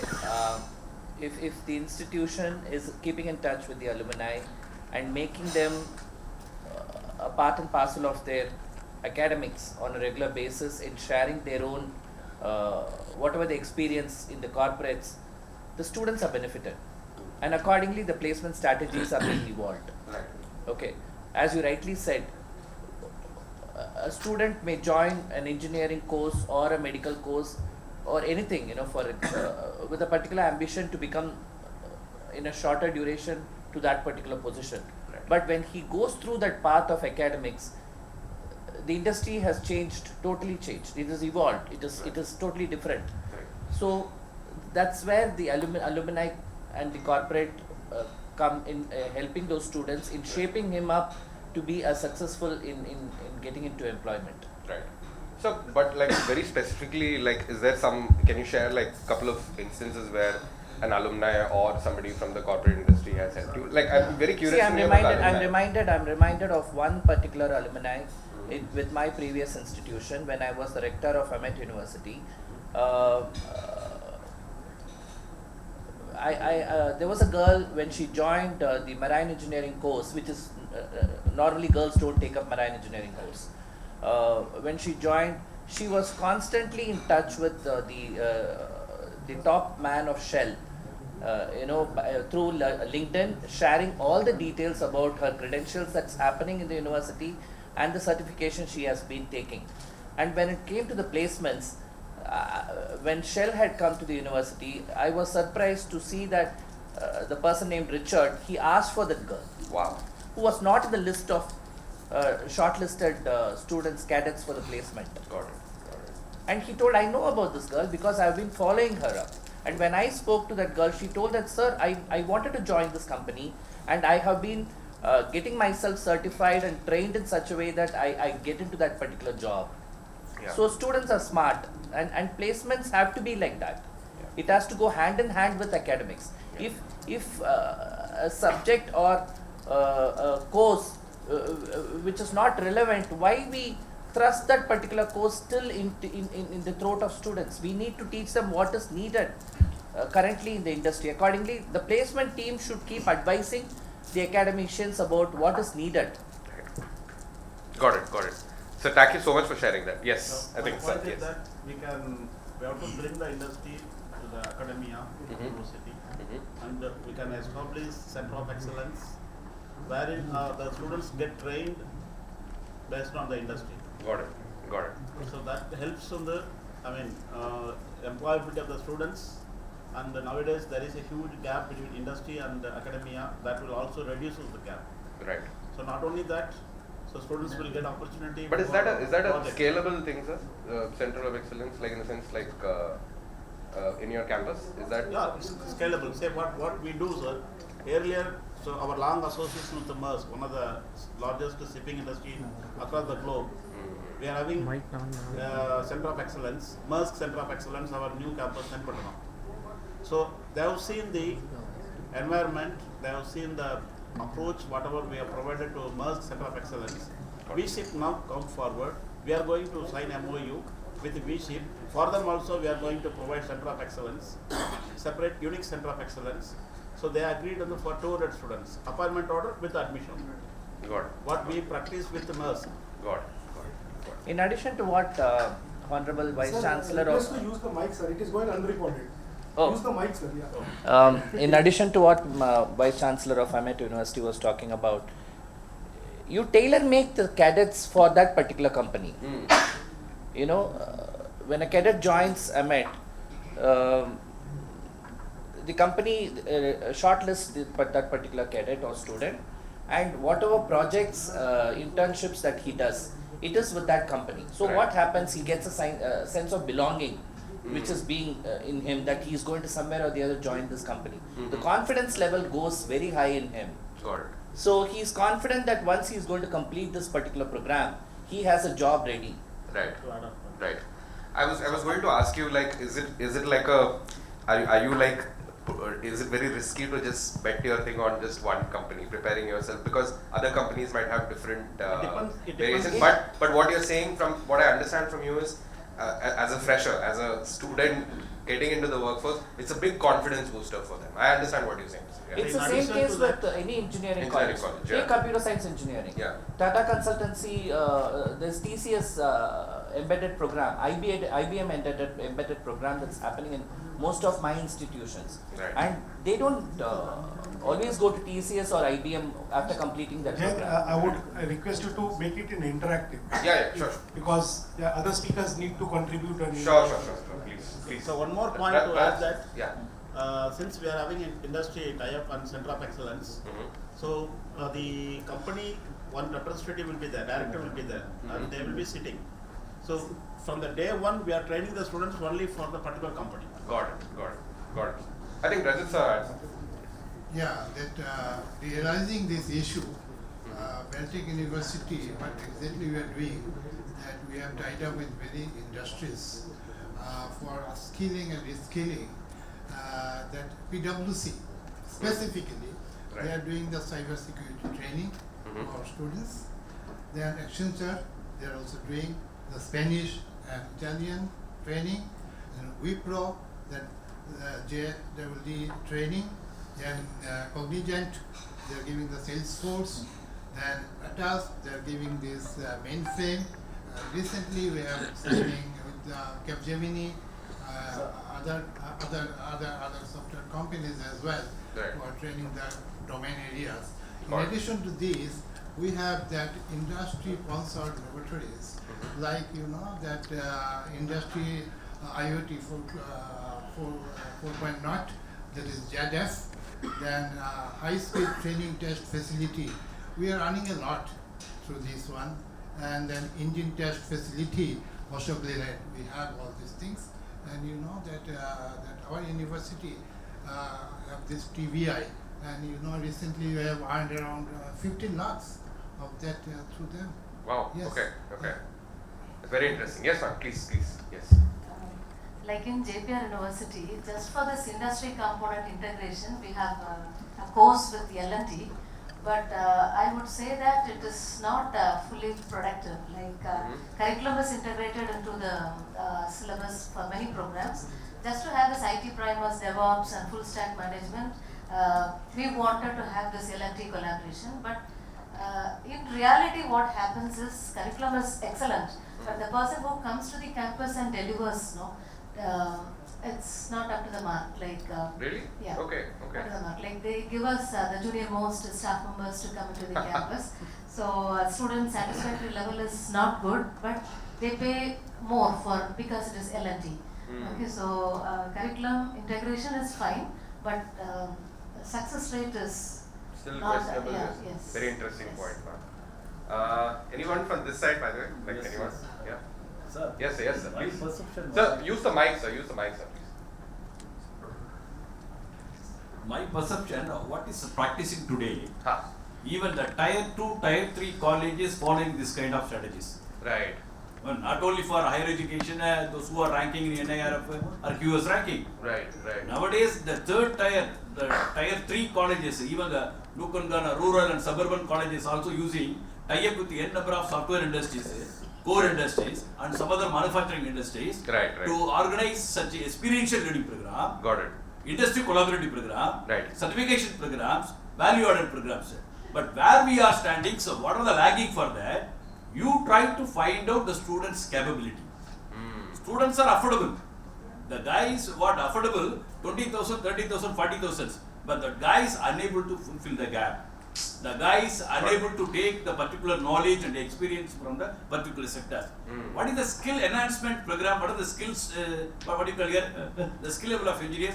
Only the recent survey, what they are saying, you know, only 13% of the engineering students having such a domain skills. Only 13%. The rest of the students are unemployed. Right. Even the employment skills, what happening here? Only 18% of the engineering students placed after the graduations immediately. Got it. The next 2 years only gradually they are improving. So what are the basic reasons behind it? As a teacher, the college enrollment, what do you call it, the mentor, as well as the coacher, you have to constantly focusing them, following them, motivate them, then only possible to change their mind. A little So the personal kind approach. of the environment more important. So Got we it. have to create such kind of environment through the faculty or as mentor. Right. Unless otherwise we never change the youngsters in the competitive world. Got it. So, what sir is saying is a little more personalized approach based on every student's individual strength is also a big focus. Great point, sir. Great point. What we have done in respect of these rural development programs, particularly we are tied up with the TOFE, one of the leading, the largest tractor manufacturing Right. companies in Asia, Right. tractors and farm equipments, Right. and also with NABARD, because most of the students, they are putting the agricultural officers in nationalized banks, Right. and also in private sector banks, which are giving an impetus to agri lending in a big way nowadays, because they want to increase that the share of agriculture in the GDP to more than 10%. That is the intention of the government. So there is a lot of opportunities for skill development in that area.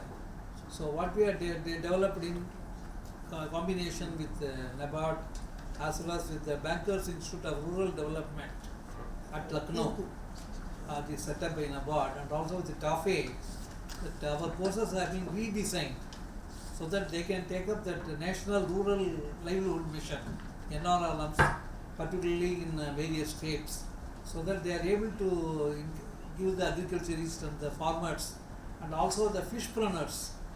Even fisheries have been included in that recently by NABARD, so that there is a specialized university, Dr. Maran is aware, for fisheries in Tamil Nadu, which is exclusive for fisheries, unlike other states. So it is giving us a lot of focus, particularly in farmer products organizations, FPOs, and also in, so the students are getting opportunities to interact with the FPOs, and so they become more or less partners with those FPOs. Got it. Thank you so much. Thank you. Anyone So else? the competitions like hackathon, techathon, ideathon, so also helps the students to improve their skill sets. Whatever they learn, they have to apply in some platform, so which will help them to update their domain knowledge. So the industry people like CTS, they come to college, they give the problems, industry problems to our students. So they conduct every year this techathon competitions. Got it. So industry, okay, a lot of competitions, etc., where you're solving for a corporate problem, right? That is something which you are. Got it. I would like to add one more important point. Yes. What we are discussing here, you know, the students are skill development in terms of when you are introducing calculator or the computer or ChatGPT, what happened today? How many of the engineering students or the teachers are ready to learning mathematics? What is the status of the mathematics educations in India?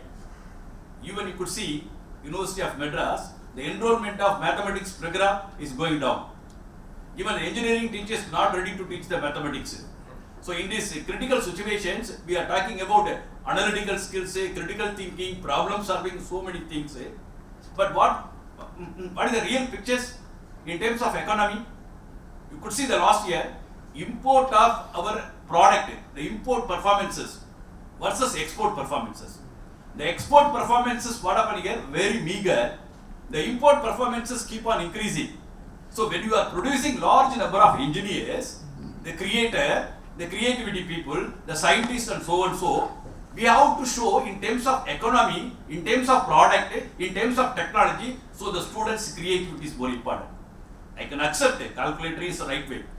Even I used to practice in the classrooms, the BCom students unable to calculate whatever, mind calculations matter of 200 rupees, 300 rupees, 400 rupees, they are using calculator. Very good. This is what I told you. This is happening. So in these critical situations, you are talking about investment analyst, stock market analyst, the banking operations, the various critical business decisions, and some of the country decisions. How is it possible? That's what the China, what they are doing, they have restricted, please don't mistake me, they have restricted ChatGPT. Yes. Even they are introduced the use of mobile phone for the children, the age-wise. The child, because they are thinking about their future, they are the visionaries, they are the innovative-based countries, the technology-based countries, they are exporting more technology product to some other foreign countries. Their earnings, their foreign exchange, foreign resources only through the innovation technologies. But what we are doing, we are practicing students, we are what happening here, they become laziest people, never thought or process something. So in these critical situations, how is it possible to change our people mind? Right, simple questions. Professor Sir, I think we are getting a little sidetracked. I would love to, in fact, Professor Maran, I'm sorry to differ on this particular platform. AICT also has accepted the fact that Maths is not a compulsory subject to get into engineering. Sir, that is wrong. My perception. No, please. AICT is our regulatory body. Sir, mathematics is more important. AICT is our regulatory body, and they have accepted the fact. You see, now time is evolving. Almost all the learned people here, even professors from NIT, See, when you are ignoring mathematics, what will happen? It is not about ignoring mathematics. Then what? It is about. The AICT is ignoring mathematics in the sense. The engineers need mathematics. Sir, even sir, for humble request. research, pharmaceutical, aeronautical, research is more important. Even for the chemical, pharma, research is more important. Mathematics is basic. I suddenly feel like a TV news channel anchor. Mathematics is basic. Interdisciplinary is going to be the norm. Don't objective. Sir, hold on. We are getting, that's a great point, but my point is we are getting a little distracted from the actual topic at hand, right? We have a few more topics to cover. I think we will have enough time after this to kind of debate this. I want to Absolutely. one more place. Sir, you especially, sir, 100%. You will have all the time to discuss this. AICT, that is right. We are producing more quantities but less quality. Got it, sir. Got it. Another topic for another day. My request to you sir, is please raise this question in the Let AICT me forum. intervene, sir. Anything without mic, it is going unrecorded, sir. Please, There is no use of discussing without mic. My request to you is please raise this question in the AICT forum, not here. No, but academician like. Sir, another topic for another day, sir. Thank you, sir. Please let's put an end to this discussion for the time being, and let's move on to the next question. Right? I have a point to add. Let us see. Is it related to this, ma'am? No, I hope it's not related. Okay. Thank you, please. Yes. Rather than depending on the companies on the placement perspective point of view, we also involve the companies in delivering the course content also, a partial course content where it makes the students more interesting and they are more or less aligned to it actually. So you're developing content with the industry. Our content, our course content which we deliver, the most happening thing, we invite the industry persons to come and deliver your course content. content. Okay. So but it's not created with them. It is. We have included them in our DAC meeting and it is created by them. So students get more inclined towards those subjects. Appreciate it. That's a great point. So I think just to summarize this, so I think we have to move to the next question, otherwise we'll never leave this particular question, right? So you will be the first preference in the next questions. I'm sorry. So I think a few things that stuck out to me in this discussion, I'm summarizing, and feel free to just add on to what I felt. I think the first thing, Ramchandran sir was talking about connecting with alumni, on connecting with your future employer. By the way, I'm going to show you a statistic in some time. The difference in like how many people who are connected with their future employees actually get a job there, and how many people who are not connected with their future employer, what is the difference? I'm going to show you that. It's a very interesting statistic. It's coming up, right? So connecting with your alumni, great point. I think COE, industry collaborations, I think Sir and Sir mentioned that connecting with as many industries as possible, which is becoming a standard practice right now with, as far as every institute is concerned. And I think Maran sir brought in an excellent point where you're talking about a little more personalized approach based on the student's strength, right? That's also a great point. And I think ma'am also spoke about how you're creating content and delivering it through them. And I think sir also spoke about how having more competitions, like related to solving problems for the industry. Right? All great points. I think it was a lot of interesting things have come up, and I think it also instigated some other debates. But I'm very happy with like the great points that you've all built up. Thank you so much. Now let's move on. In this aspect, one suggestion to LinkedIn. Sure. Maybe there can be a trend set which shows most search skill set from by the employer. Got it. That can be a new feature. Sure. So instead of betting on the companies like TCS and CTS, so my student will be directly betting on the upcoming skills. Great point. So by the way, it's not a new thing. It is already there. By the way, okay. I'm going to show you some of those things. Right. Great point, by the way. So the second point that I want to discuss with all of you all is again, I think touching upon what Sir spoke about alumni. I have visited, I think, over maybe 200 plus colleges in the last 3 years, right? And from tier 1, tier 2, tier 3 colleges, I've met so many of them. One thing that stood out for me, which is a distinct differentiator from a tier 1 college to a tier 2, tier 3 college, is the amount of focus that is there on alumni, right? Now, for example, I met the Dean of Alumni Affairs at IIT Madras.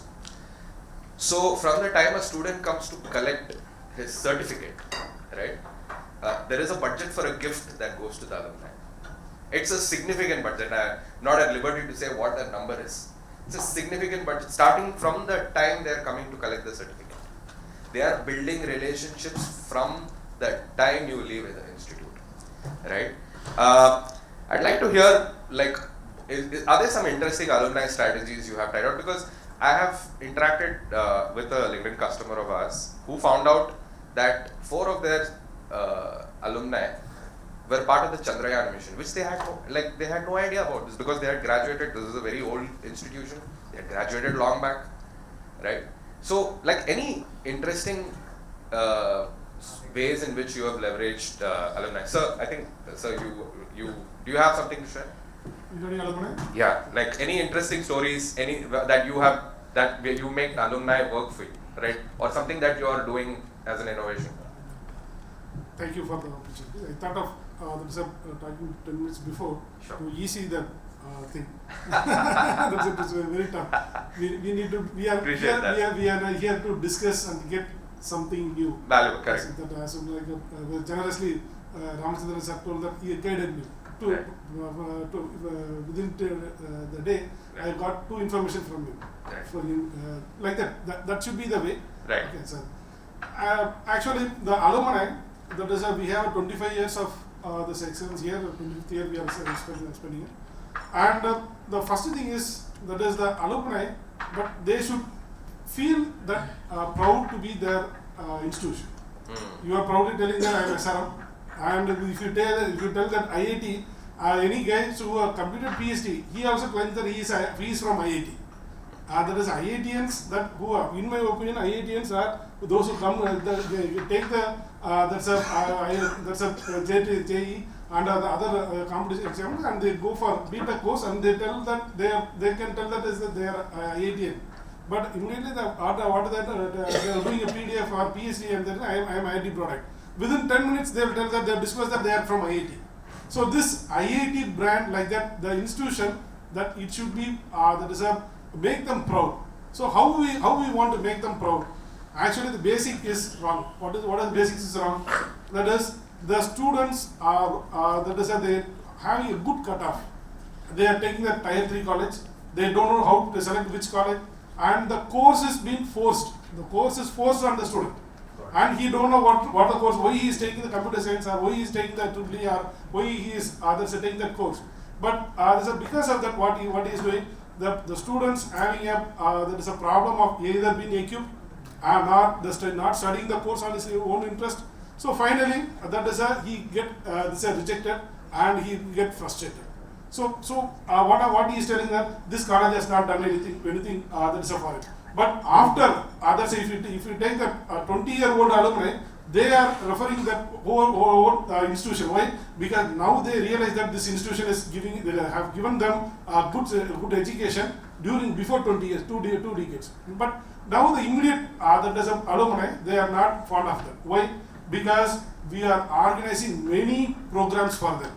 We are organizing many skill development programs for them, value-added courses, many courses for them. Why? For the name of the NARF, NAC, NBA, and so sometimes we organize one program and we show it in the multiple times. One resource person will come, we'll show him for the different aspect, and we create a record. Because of that, the name saying the students doesn't feel that they the ownership of the institution. Got it. Okay. But I think, sir, what sir is trying to say is, I think students have to feel a sense of pride. Yeah. And that has to be inculcated. The students' maturity is more important, sir. So whoever may be. But we can't control those things, sir. No, that's what I'm saying. But what are you doing within your control? Maybe a 10 years before or 20 years back before, those who are the very highest position, very strong positions, you should be more regard with the institution.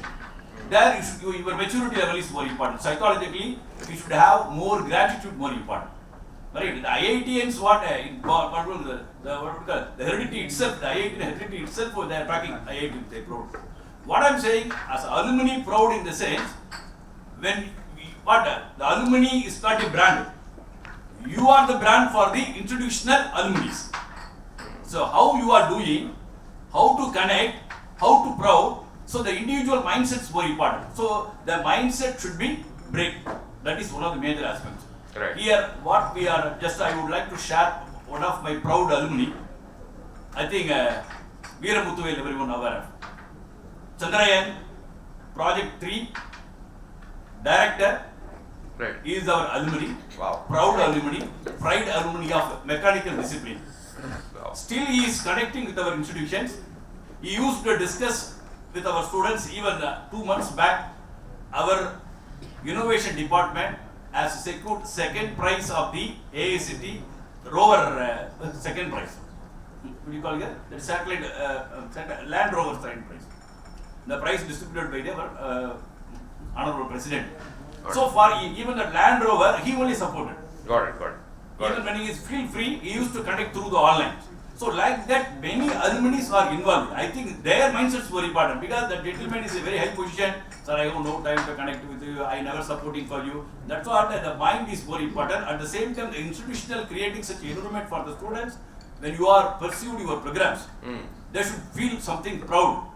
Right. They always supporting for the people. Got Unless it. otherwise, we never change the people mind. The alumni is always alumni. Got it. Always supporting for Got it. them. Thank you so much. Yes.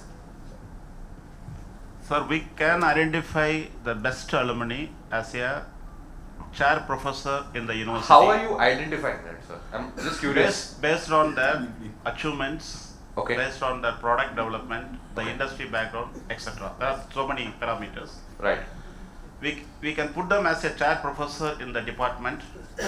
Thereby, he brings many industry based project projects, as well as students are involved and they will go to the society under corporate social responsibility CSR schemes. I will give one of the best example, 100%, not 100%, more than 100% placement, Indian Institute of Chemical Technology. More than 80% of the professors in IICT are from industry professor chair. That kind of association we should establish with the industry. Got it. Yes. Got it. Thank you so much. Thank you so much. Alumni play a vital role for the placement as well. When I was the director of NIT Silchar, I made it a point to invite the distinguished alumni in the convocation. Yeah. And here at Veltech University, we are doing something, but many efforts are required to involve alumni in various activities. As you know that the more the renowned institute it is, the more greater network of the alumni. For example, IIT Delhi. So given a chance to a student to get admission into first tier IIT and 3-tier IIT, say computer science in say 3-tier IIT and even say metallurgy in top tier IIT, they possibly will choose for the first IIT mainly because of the alumni network. So that is also possible, and in this area we are trying to do something, but many more things are to be done from our side by alumni activities for Veltech University. I think sir makes a fantastic point. From a placement, yes sir. But from a placement standpoint, right? I think, in my opinion, alumni is like the lowest hanging fruit, right, for the placement team. If I was running a placement team, the first thing I will see is who are the decision makers who are among my alumni, right? That is almost like the first thing that you should look at. Lowest hanging, how many recruiters are there in my alumni, right? I think that makes a lot of sense, right, to kind of do that. So great point, sir. Thank you so much. Thank you so much for sharing that. Yeah. Sir, the alumni is always, when they have a good experience with the institution when they are pursuing the course, definitely they want to connect with the institution throughout their life. That's one thing. Another thing, the institution has to voluntarily connect with the alumni by recognizing their services. Some of the cases we can give the reward and a VOS number and other recognition. When they are coming over here, we have to support them with the travel, because earlier stage they may not be taking the money and travel to the college. But at that time we got to give the travel expense, other things. Then over the period of time they will connect it more and more. In due course they will not expect anything from the institution. So in the starting period we have to give you a good experience during the study. Then we have to connect voluntarily. Then we have to meet the expense, like you said, the gift has to be given. Then over the period of time, they will be the family member. Sir, it's a psychology trick also, like Ben Franklin method, right? I'm sure a lot of you are familiar with it. Like you are giving, so what you're saying is a great point. I think that highlighted the point that I made earlier, like how even a top institute at that level, where a connection is given, but still that IIT Madras is putting that effort, putting that budget to that issue. I think sir was asking for the mic. I need a mic. Please give, sir, can anyone please give a mic? I want to add one more point. Sure. See, we have produced more than 50 entrepreneurs. Okay, wow. Alumni network. Wow. So we use those entrepreneurial alumni members to educate our students so that our students also get motivated to get into entrepreneurship. Fantastic. That's great. So you are actually recognizing these people and appreciating their efforts. So I think entrepreneurs, by the way, for accreditation related issues also, I mean this point comes up, right? I'm sure I think registrars will know that, right? I think that it's a very important point, right? I think how many entrepreneurs have come out of your institute? Yes. Got it. I think sir, can you please, sir? Yeah. Sure. Now, alumni is a very big strength for an institution, especially in US. If you look at it, more than 50% of their funding from alumni. Correct. one university, Texas A&M University, when I visited, I found the full life statue in front of a building. They Right. asked the Vice Chancellor, who is he? He is the one who donated this building. It's a very common practice in the US. So the library is named after an alumni for his contribution. Building named after the person. Correct. Probably a few $1 million. He Absolutely. donated. Absolutely. Because- Yes. So, my suggestion here, how many of your institutions are in touch with your alumni regularly by way of newsletter? You are maintaining. So, the alumni should know what is happening in his alma mater. Every month, your newsletter should, now it is easy, e-newsletter. You can send the activities of the university or the institution to the alumni through newsletter. Right. Then they know what is your requirement, what is happening now. Sir, also, or you can put it on your LinkedIn page, sir, where all your alumni are already. That's right. Just sorry, plugging in. I had to take. When I was a Vice Chancellor, I heard that some of the alumni, no, if you fund it, it will go to your salary account, something like Right. that. Then I thought, I will form a separate trust. Okay. The trust will be managed by alumni and the academics. Got it. So that money cannot be transferred to Anyone else. So Got it. now it is functioning very well. Wow. Whatever the funding comes, it goes as per the decision of the trustees. Fantastic, sir. Fantastic. Super. So I suggest we must honor them. Right. Every year we honor the achievements by the alumni, the best alumni award in various categories. Wow, fantastic. That's a great practice. man. So that way, even our old students are planning all the way from US to attend the alumni meetings. Got it. Year Wow. end. Wow. Okay. Yes. Sir, Alumni meetings are religiously held in all the institutions. okay. But the question is how effectively we Effective. connect with them. There are a lot of platforms which technology has given us today. I don't want to name the brands, people know here. Which is a mix of maybe a kind of a LinkedIn and Facebook or an Instagram kind of, which is a part and parcel of the website itself. So whatever is happening in the institution, all we need to do is post it in that particular platform and the alumni gets the notification on a daily basis. So in that way he is able to understand that my institution is leveling up, scaling up, lot of activities are happening and he is also invited to participate in those activities. It is an interactive kind of a platforms which have now come in technology which is being used at most of my institutions. Number two is lifelong learning is important. We have to inform the alumni that you can reach out to the campus again to upskill yourself. Whichever platform that you feel that is required in your career path, you come to the college or the university again. We will provide you the training and certification. So that helps them to keep in touch with the institution. So it's a kind of lifelong learning that needs to be practiced by any institution.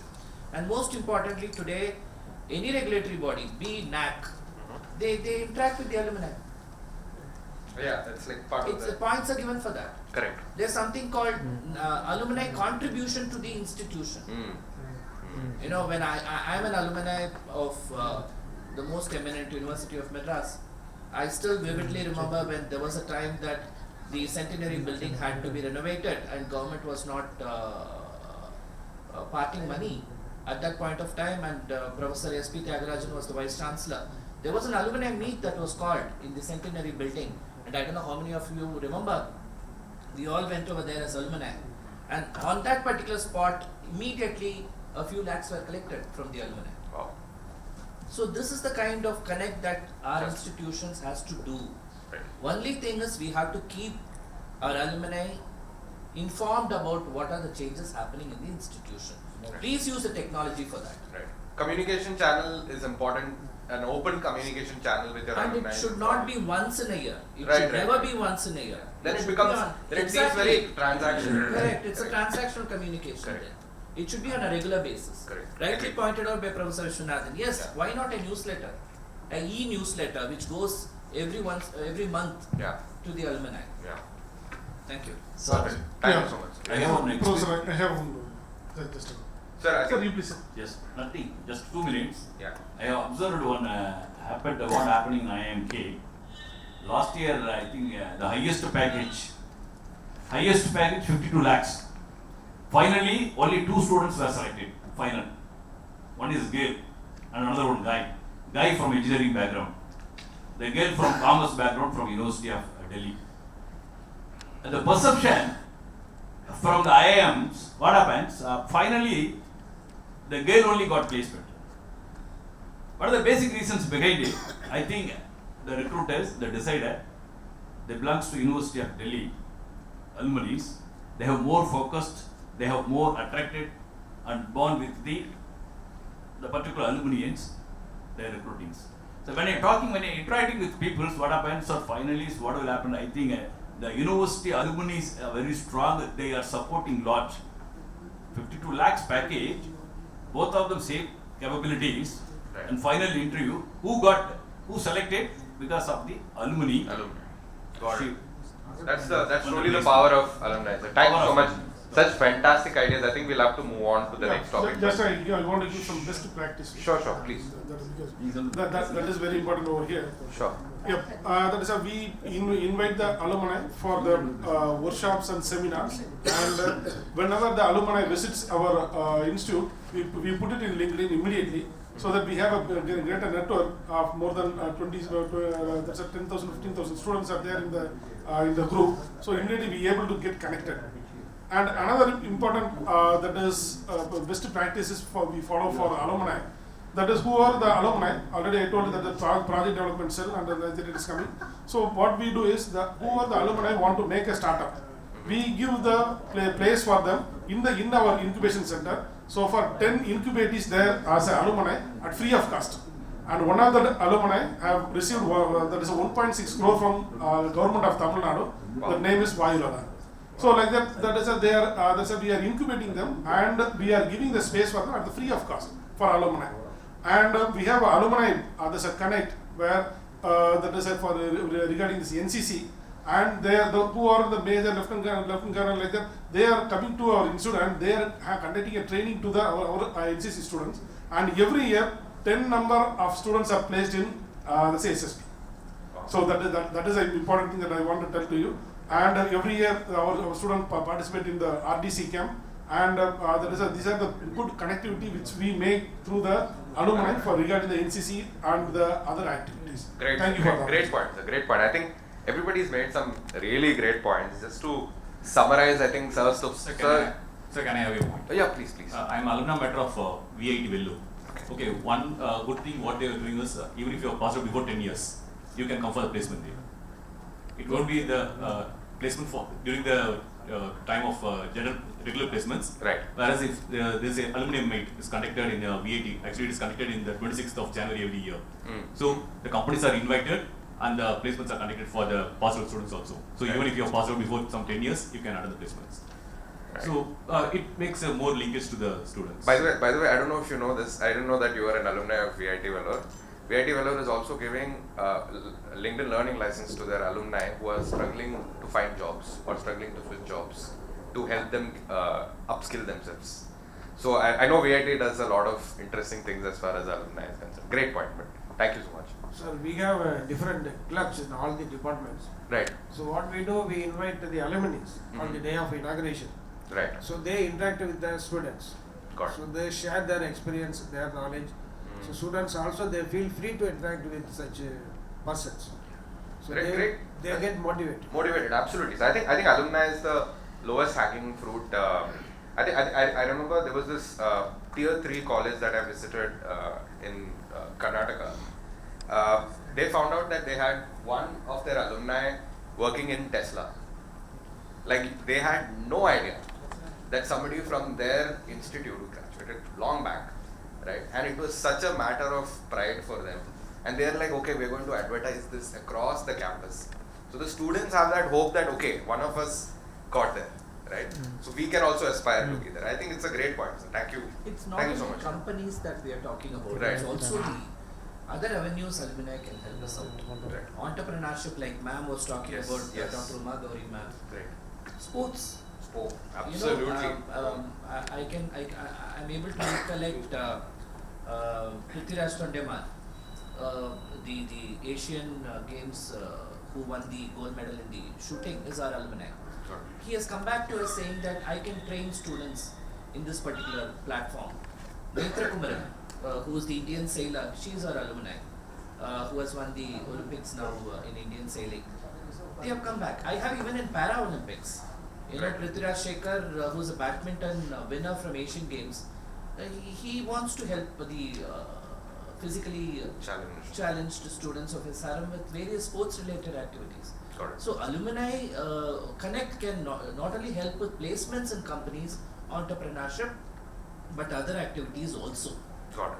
Absolutely, 100% agree. I think we are like culminating. I think we've all shared like a lot of points. I think we should move on to the next one. But just to summarize, I think a few things that you all pointed out. I think Sir spoke about instilling a sense of pride in your alumni. I mean, alumni has to kind of feel proud about their organization. So I think that starts with recognition. I have a point. Yes, sir. Yes, sir. Please.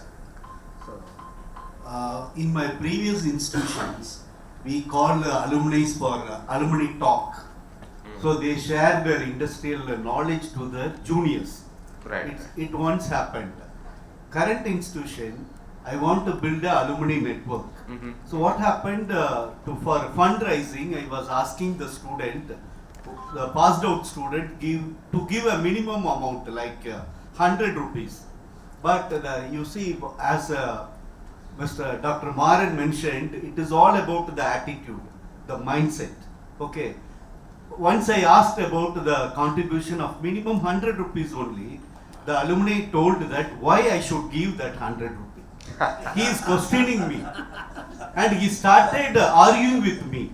See, you are the part of this institution, man. You have to contribute something to the institution. You are not going to build a lab or laboratory or building contribution. You are just giving a minimum amount. What is the reason for that?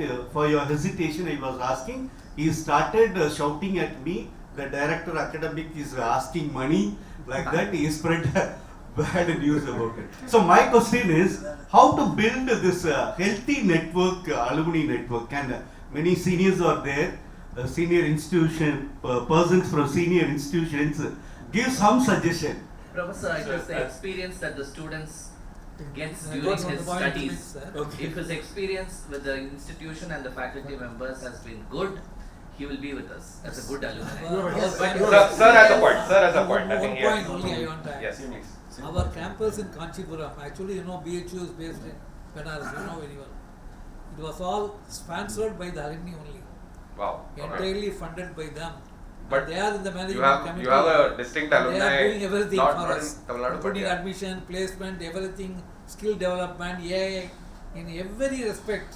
I can look to the alumni for support. Wow, actually, it is an example of how this institution, particularly the Kanchipuram campus of BHU, is an example of how alumni can play a very key role to the alma mater. Great point, sir. Great point. I think a great point to summarize an entire campus being built based on alumni contributions. I think that's a really commendable thing that you've done, right? I think that is really leveraging the power of alumni, right? I think just excuse me, Sir's query that what we are talking about, that IIT Kharagpur, given this management, there are institutes like tier 3 or tier 2 institute where alumni is not volunteering 100 rupees even. So what is the solution? So solution to me is something like that, the students mandatory contribution during the studies, that when they pass out, yes, maybe 100 rupees or 200 rupees, when they pass out, they contribute to the alumni fund. We are doing, all the institutes are doing like that. So for conducting small programs, we really do not require any fund from the alumni who is not willing to contribute. Yeah. Even you spend the money and arrange alumni meet, they are not coming. Only few students are attending. Sir, I think it's very brave of you, sir, to speak so openly. I really appreciate that. But in the sense, I think a lot of points have come across. I think some of the best practices have also been shared. I think first step, I think, starts with instilling a sense of pride.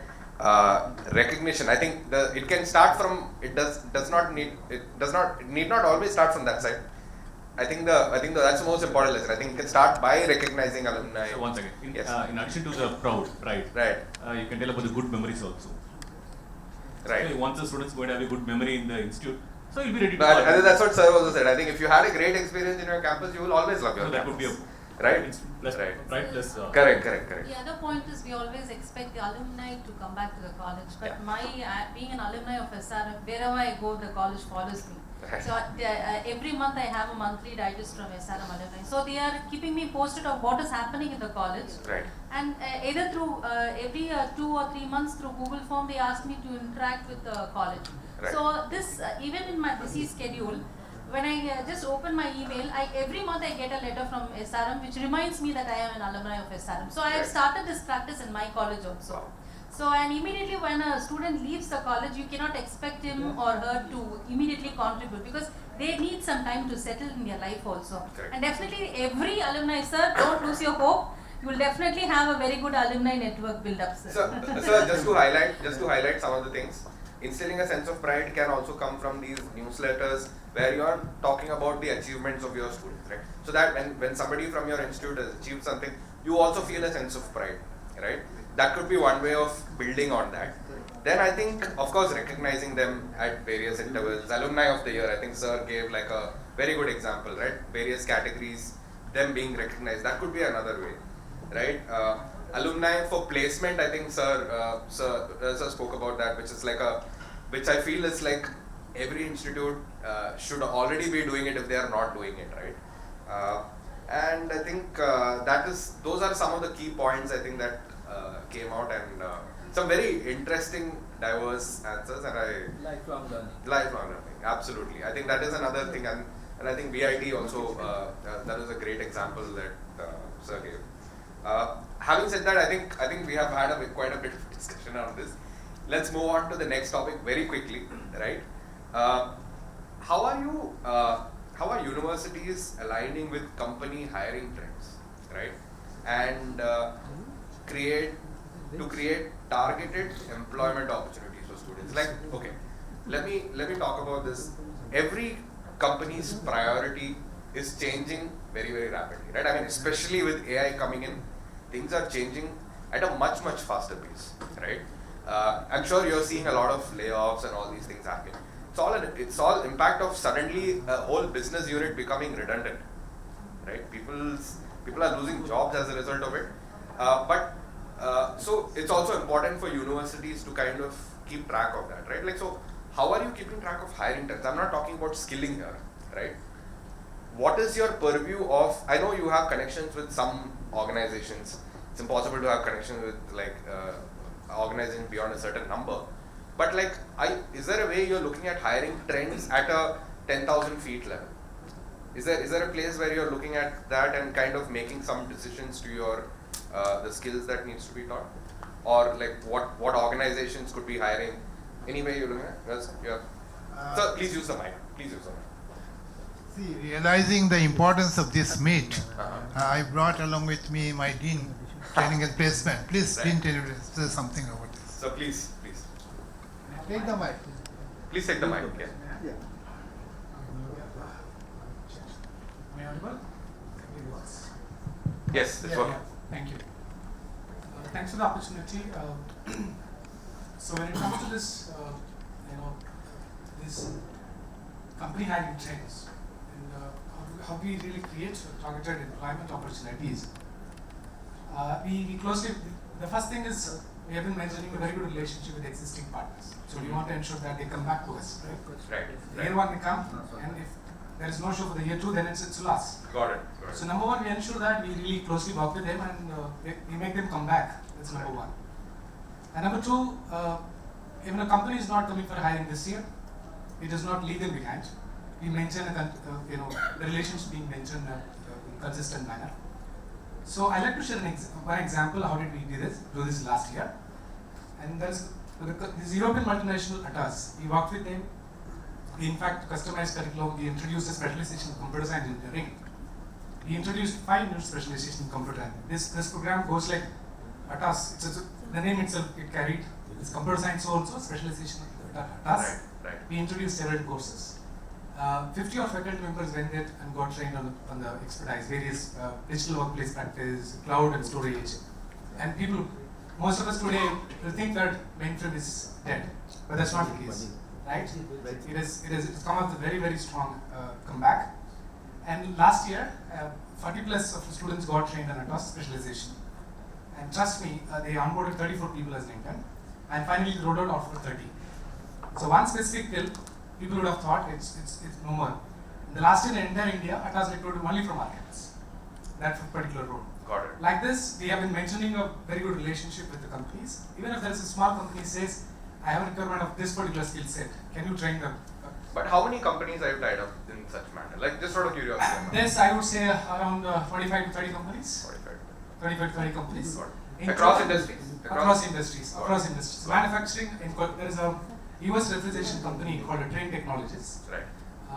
They are into heating, ventilation, air conditioning. In collaboration with them, we introduced a specialization called refrigeration and EV. Two specializations we introduced in this coming semester. So any company says, I have only even 5 requirement, we don't mind training people on the skill set. All we tell them is, give us time of just 2 to 3 months, we ensure,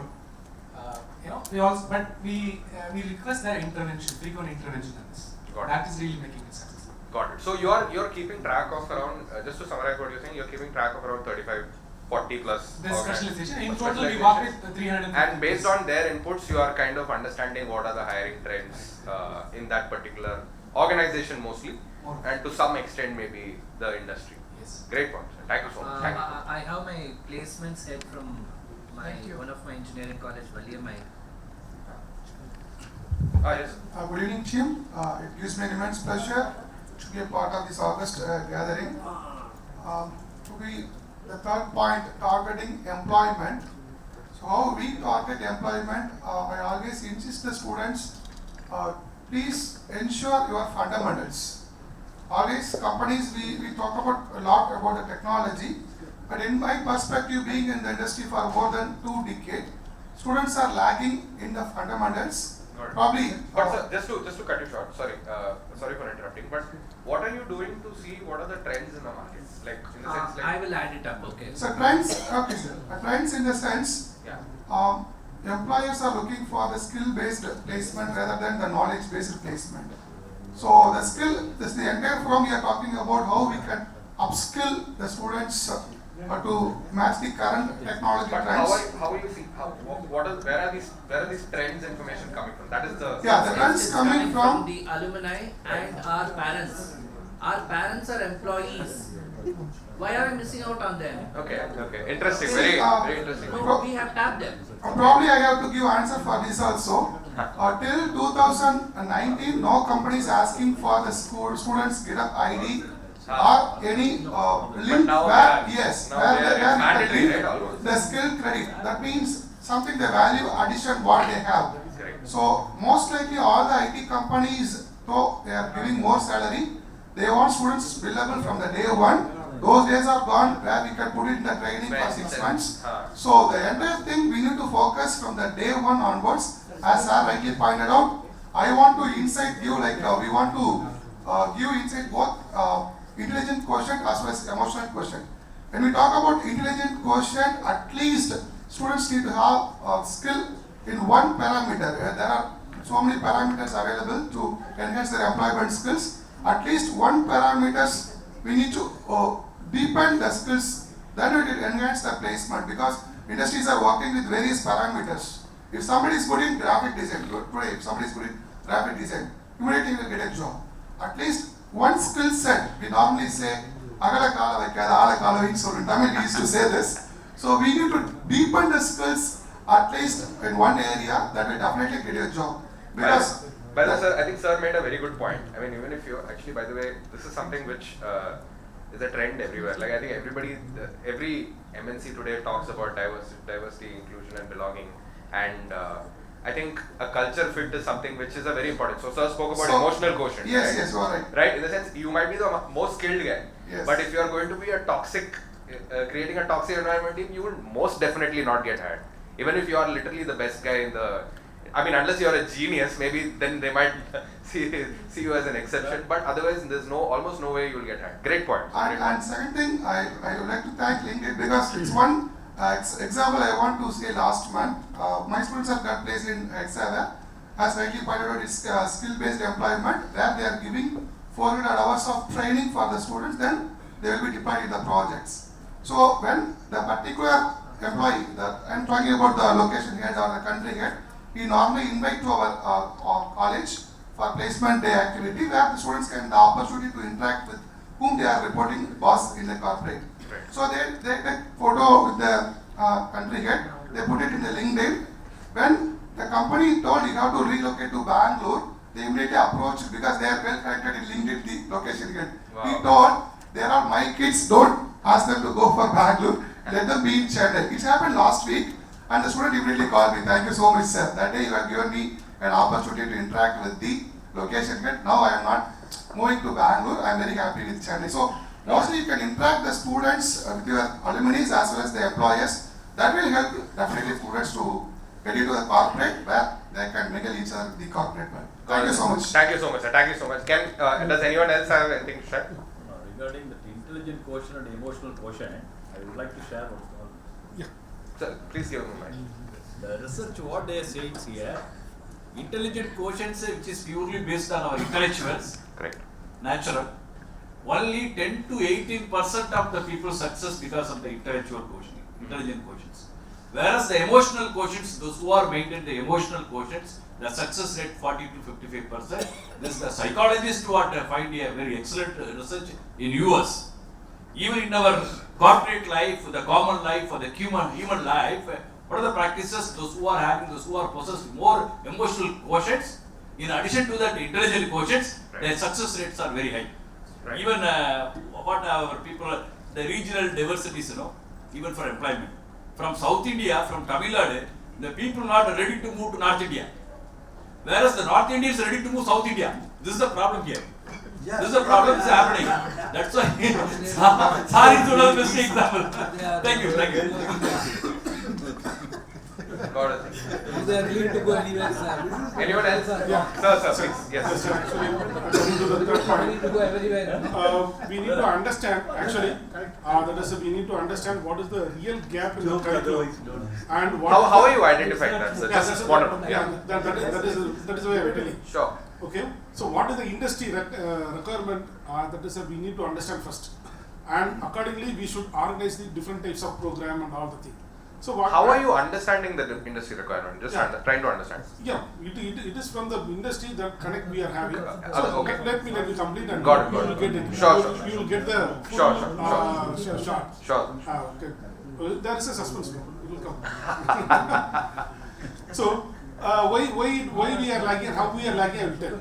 Because I am working in the ground. Okay, as a principal I am there, but I am taking class. I still interact with the student. Everything is going on. So what initially that is the trouble that we are facing is the basic level understand that should be practiced. Okay, that we are not doing. For example, that is we are having this there's a integrated development environment. It is there. So what we do with the student, if you want to make a student to write a program, what he does. What he is doing, he is taking it and putting it inside, and he is getting the program done, and everything is over. But when the company come over here and they ask them to write a single program, biggest of 3 numbers using any of your any program or Python or any C or Java or anything, they are there's a hesitant to take the pen because everything that we made ready-made. And second thing is that is the faculty that is they should be empowered. The faculty members they should update their that is a career, their skill set, everything. They are not ready to take anything because from the top level we are telling them to do everything and we want the student to get it. But who is the person who is going to teach them? That fellow is not ready to take the new innovations and technology. Well, whatever the thing that we are doing, it is not infiltrated to the student. Why? It is because of there's a stone wall at the faculty level. So the faculty, the initial first when we are discussing, rightly pointed out by Vice Chancellor sir, that is the faculty member who is coming to teaching doesn't have any teaching experience. he doesn't know what is teaching, how to teach. There should be initially we had a discussion, that is that teaching should be a training. There should be a training institute for the teachers, and after getting a training, they should go for the teaching. Who are completing the degree, be BTech or MTech, they are coming for the teaching. They don't know how to handle, how to present the topic, how to make the student to understand. So like this, there's a without updating their knowledge that we are going to do. But we are doing a lot of AI. AI is that the faculty members are doing updated with the AI. On the phone, they are having the AI and everything. But where they are really using the AI only for fighting in the emails. They are taking this fellow is fighting with that fellow and keeping me in the CC. The whole night, both the fellows are fighting by using this that is a AI tool Gemini, and they are fighting. And morning they are coming to me and they are telling them, sir, have you noted down? So if you write on their own, they will not be able to write even two sentences properly. But by using artificial intelligence, they are writing 10, 15, 30 lines, they are making it, composing and sending, and both the fellows, and the AI and the AI both are fighting together. But this fellow, both the fellows are sleeping and making me awake. So this kind of a problem, and that is the utilization of tools, that is not in the correct manner. So like this, what happening is, industry requirement is in the left hand side, and what is the requirement, what is the aspiration from the student is the right hand side. The barrier is the faculty member. He need to update, and he should get from the industry, and he should give to the student. So that is the point I want to try to tell. Thank you, sir. Thank you so much, sir. Thank you so much. I think we spent a lot of time also on this. I think thank you all for your valuable inputs. I think some changes that I think even what sir mentioned from Valyamai was that a few years ago a GitHub account was not mandatory. Right? That really stuck out to me. Today it is, right? I mean, if you are applying for a techie job, you need everybody asks for your GitHub account. Like it's a mandatory thing, right? So there are these new trends that are happening. One thing, I don't know if this is something which you have all considered at any point, but all the recruitment platforms today, right? They are like a gold mine of information, not only from India, from across the world, right? A simple click of a button can give you like hundreds of information which you will get from maybe over 100 calls with people, like in a single click of a button. I'll show you some of these things maybe a little towards the end, but I think we are running short of time, so I'll just give you a little example, simple. It's a very quick run through. Don't worry about it. I'll keep it very, very short that way. And if you're interested in talking about it, we will have a discussion later at any given point. Just wanted to show you a few things, right? So by the way, if you all remember the slide that I showed you where we have 1 billion people on the platform, 67 million organizations, etc., right? There are billions of data points coming onto LinkedIn on a daily basis, right? You're all giving your information to LinkedIn, right? Where are you working? Where did you study? What are your skills, right? How many years of experience you have? All of that is being converted into insights for institutions such as yours today. So that's what LinkedIn is trying to do. We're trying to kind of be that gap because we have all the information from the demand side of things, right? And we are trying to kind of help bridge that gap for institutions, right? We are working with organizations. We are helping them with Alumni Connect, which is like a major factor everywhere. We are helping them with enhancing placement strategy, identifying which are the top companies that are hiring, right? It's a very important factor. Identify what roles are they hiring for, right? What are their priorities in India, and what are the skills that are trending in any given organization. For example, if a student says that, if your student comes and tells you that I want to work in Google, or I want to work for a Tesla or any other manufacturing company, unless you know what it takes for somebody to get into Tesla, really, right? It's impossible to kind of prepare, right? You have to understand really for that particular organization, what are their priorities. So that is the kind of information that LinkedIn is willing to come for institutions, right? So if you look at some of the things, what is the hiring demand, career advisory efforts, partnership opportunities with organizations, identifying the right people within the organization to connect to and helps you connect with them. The in-demand skills, curriculum planning, and of course demographics. These are largely the things that LinkedIn is trying to solve for institutions, and we are solving this for a lot of institutions in the country, right? Just to give you an idea, this is like a snapshot of what the tool can do. I hope you're able to see this. I don't know if it is, you're not able to see it. We will show it to you separately, sir, in person, right? So my point is that, so on the top, if you can see, it's a simple list of the top companies that are hiring for a software engineer fresher in India today. Just a very simple snapshot that I shared. This is the kind of information that it can tell you. You can go into each of those organizations, find out who the right person is, and reach out to them through this platform. Find out if you have alumni working there. All of that can be done through this tool. And if you look at the bottom slide, not sure if it's clear here, but it is telling you the top skills that are trending in an organization. Right? So this is the power of the back end, if you can call it, of LinkedIn, and we are offering it now to institutions. So a lot of the questions that we discussed today, I think we are solving a lot of those problems for our customers. Sir, anything good in life? There are no free lunches anywhere. I mean, it's a fact. So I think it's either time, money, or money, right? Like how much time are you willing to spend? Or how much? We have put it, so we are getting the answer from you. Like alumni is waiting support. So, by the way, this tool can also be used to kind of build direct connections with recruiters. And I think somebody had mentioned foreign faculty interaction. I think, was it you, sir? Yes. You had made it mandatory, right? So, by the way, we are working with other institutions in this region only who are using our tools to kind of directly connect with the top scientists in the world, right? I think there is a list that comes out, I forget the name, I think it comes out every year or so, and they want to kind of directly connect with these people and interact with them. So we did a search for about 20 of those names. All of them are super active on LinkedIn, and they were able to connect with them irrespective of them not being in their network. By the way, on LinkedIn today, if you have somebody is beyond your third-degree connections, you will not be able to see them, right? But our business tools kind of breaks down all those barriers. It gives you the ability to communicate with them irrespective of all that, right? That is Stanford University and elsewhere, top 2% well said. That's the one. I'm the one of the member for the past 5 years. Oh really, sir? Oh. The top 2% well said. Oh, that's good. That's good. 2% So yeah, just and obviously leveraging your alumni network. By the way, I think some of you have seen your alumni data in this room. I think through me. I think at some point. I think sir has seen. Then Maran sir also has seen. I think ma'am has also seen.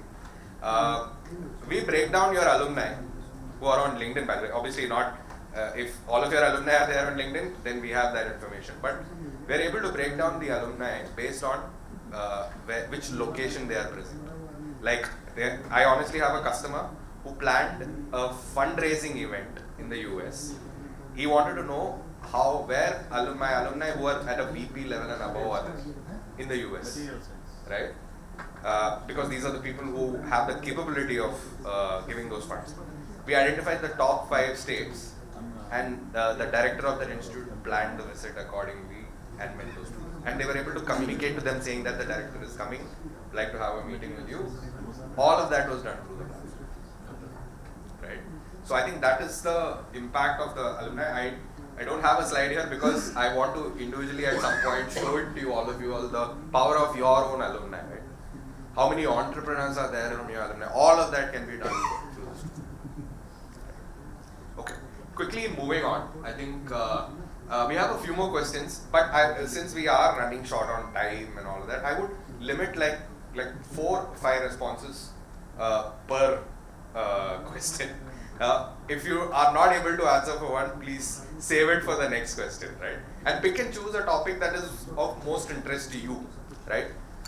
So we'll try to kind of wrap it up on time, right? So we have 3 more questions. All the 3 questions we'll discuss because already we are running. Sure. Let's do that. By the way, okay, hold on. This is the slide that I wanted to just quickly show you. Can you see? So this is the slide which talks about what determines higher employability for students in India. What are the top factors, right? Can you see the first, this thing, employer connection? So this is what I was talking about earlier, the first part of it.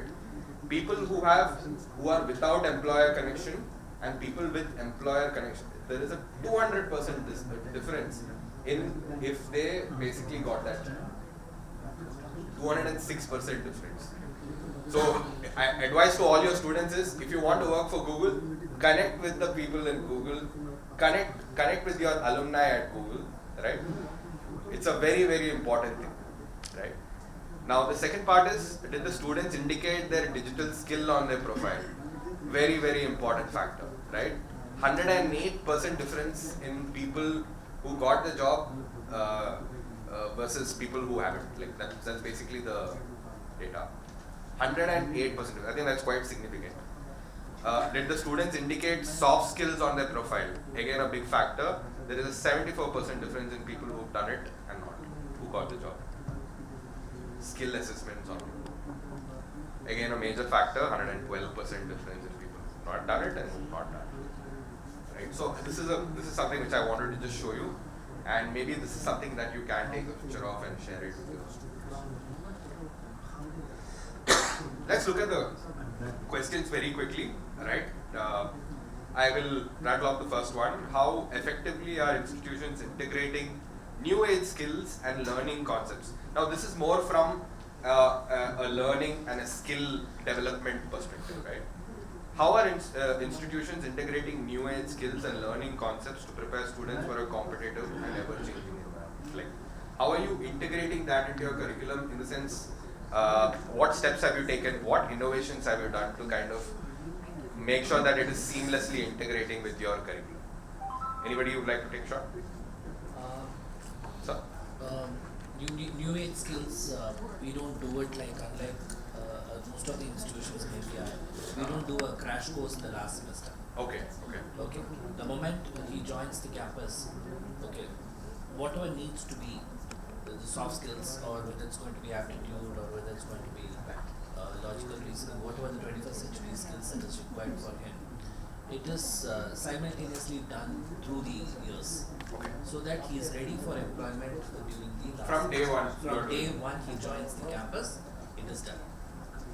We have been successfully doing it. Got it. So it is not a crash course which is done at the last moment. Got it. It's a day one thing, and it's a priority from. Yes. Great point. Got it. So Yes. the classroom teaching, it should not be the conventional pedagogy or anthropology. It should be a pedagogy.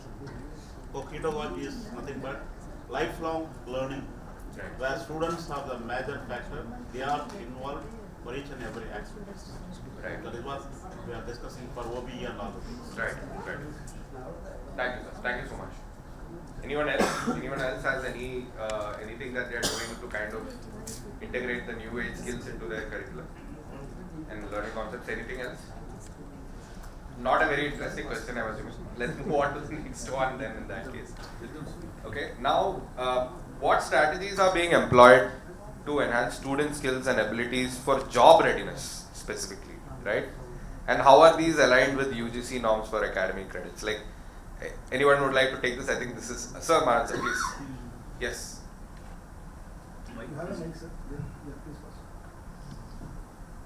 I think that so far, whatever discussed so far. We have discussed, sir. We have got so much out of topic that we have covered a lot of these things already. So we'll quickly run through these. For readiness for employment, the students' skills focused in two dimensions. One is their soft skill, and another one is the domain skills. So both should together. For the soft skill, what happened? You need to encourage students in different dimensions. My perception, as a teacher, you have to enhance their skills in different dimensions. Right? When you are given a seminar or the presentation or the group discussions, the body language, you have a right to correct the people right from the first semester itself. Soft skills more important. Whereas as a technical based teachers, when you are in the laboratories, so how to improve the performances there? Soft skill, the domain learning, even the Python, C++, or in Java. What are the basic programming skills, coding skills more important for the software industries? Whereas the electrical engineers, their skills something different. So according their domains, according their preferences, first of all we need to find out the student's priority, the student's passionate. Then we try to prepare them continuously, constantly, not only from the classrooms, even through the online platform. A lot of online platform, skill enhancement platforms are there. So you can continuously monitoring them, and the last semester or the third year, you might be able to find out his strength and weakness, then find out the weakness, overcome the weakness, which are all the possible to fulfill their needs in terms of the placement. Got it. The teachers only, I believe the teachers. The teachers are perfected, everything is perfect. If teachers not ready to train them, shape them, teach them, which never happen in our higher education institutions. Teachers must be equipped properly. That is the thing. If teachers are not equipped properly, then. Sir, I think also a certain percentage of your learning can be split, done through online platforms and things like that. Are you all kind of doing something of that sort? Could you like elaborate on that? We are practicing our students through the AMCAT, so many skill development platforms there, online platforms there. My students are doing, even in the home itself, they can able to find out that. But are there anything that is driven by the university? Anyone So we have here? NPTEL and SWAYAM. Ma'am, can you please use the mic, ma'am, please? Yeah. Stop working. I think we have NPTEL and SWAYAM portal. Okay. I think to some extent credits are also given for the allotted for the students to take up their exams. And then internship has also become mandatory these days. Almost all Right, of course. Of course. That plays a major role to enhance their student skill. And on the other half, online platform is used. Like I can tell you there are students who are taking up Google certifications, specializing themselves. It acts as a value-added courses because they're able to build a bridge. So this is students doing it by themselves? Yeah, it comes under self-learning concepts. Got it. Self-learning concepts. But to some extent, we also allot a credit for them so that it becomes mandatory and it is put into practice also. Got it. So in order to meet this UGC requirement and the job readiness, so we follow one special program taken from the industry. So like PCS, Wipro, etc. Once they get placements, they will go for what you call the onboard training, 6 months training, sometimes 3 months training. We have identified such industry and we have given one program, say for example BSc Artificial Intelligence Machine Learning. From the day one, the entire faculty are from that company. 10 years, 15 years, 20 years of experience from industry. They are onboard trainers and they train the students, and within 4 months they are able to write any complicated programs and any website, whatever may be the aspect, whatever the job we are giving, they are able to solve and they are able to come out. Right. So basically we need only a trained, skilled manpower, that is from the faculty. And then the students should be given a lot of opportunity, a common platform. We are using cloud platform for all the students. Free of the free learning system. Got it. So that improves the enhancement of the higher education. Definitely it gives 100% readiness for the job. Got it. So everybody has explored the online learning platforms. Great to hear. Because I think, like I think ma'am said, self-learning is also very important, right? I think it's also important to, build a culture of learning at your organization. My boss at LinkedIn, she keeps saying this, right? Like, so if you want to build a culture of fitness, let's say, right, at your organization, you have to give everybody a free gym membership, right? Which is what, fortunately for us, LinkedIn does, right? Now, the thing is, if you do it only for like one set of students, if you do it for one set, it kind of doesn't permeate the whole ecosystem, right? You have to give it to everybody. Everybody has to kind of essentially take it up, and everybody has to kind of utilize those things, learn from each other, right? Like when somebody else is learning, it's inspiring you to kind of do more things. So that's how a learning culture is essentially built, right? So you had something to say? Yeah, Yes. just one small point. Being the chairman of NAC and the chairman of NBA, I could visit many institutions down south and across the country. Right. So far, our state is concerned, Tamil Nadu, shortage of teachers is a big issue. Right. And what I have seen is that the shortage of teachers is filled by the contractual teachers Mm-hmm. for 11 months appointment. You know what is the salary they are getting? Any idea? Do you have any idea? I'm scared to guess. Yeah. The regular teacher is getting, professor is getting 3 lakhs. Right. Whereas the contractual teacher is getting 25,000. Wow. Yes. 25,000 government college contractual teachers are getting, and not only for 1 year, years after year. So what delivery you can expect from them? Right. Right. So these are the things I think we should look into it, how we can solve it. I do not know. Yeah. Recruitment of faculty is another problem altogether. I understand that, right? That's a separate Skilled faculty. skilled faculty. Faculties are high demand. Yeah. No, this is the theme across. The universities will get a job. Sir, why? 100% guarantee for ME. Getting jobs, correct. What is the salary package? Package also very high. Just you tell them. You also tell me, I am recruiting people. No, by the way, if you are all not exploring LinkedIn for recruitment, I think I highly recommend, because some of the largest institutions in down south use LinkedIn for their recruitment tools. I know it's a big challenge. Everywhere I go, because LinkedIn's recruitment solutions don't really need any selling, right? I mean, we have 135 million people, over I think close to 10 lakh plus academicians who are there on the platform. So I think that's something, that's a conversation we will have maybe a little later. But I know recruitment is a big problem. But coming back to the learning platform, anybody else wants to share anything else? Any other points? We're good? Okay. I think this was a point also we briefly touched upon, the third one also. I can't think of another question because we've covered everything pretty much. But I will just leave it to you to kind of speak about this, because I think how the question is, how can universities foster lifelong learning among students, equipping them with analytical thinking, creativity, and a human-centered approach? Sir, please, yes. Thank you for the again. I think that I'm giving my opinion. That is, first thing is that, as already discussed, the faculty should be that is having that knowledge. So when the faculty members have been equipped properly, getting that knowledge, and as Rajat Gupta said, that proper package, if you pay, naturally the good faculty members will come. Now, who is coming for the faculty as taking the teaching job? Who is not getting any job elsewhere? Coming for the job. So finally, this mishap happens over there. Naturally, while to enhance the lifelong learning, we should make the classroom more. You say that come to be more reality. That is the real teaching learning process. That it should be based on the real time example. It should be studio based.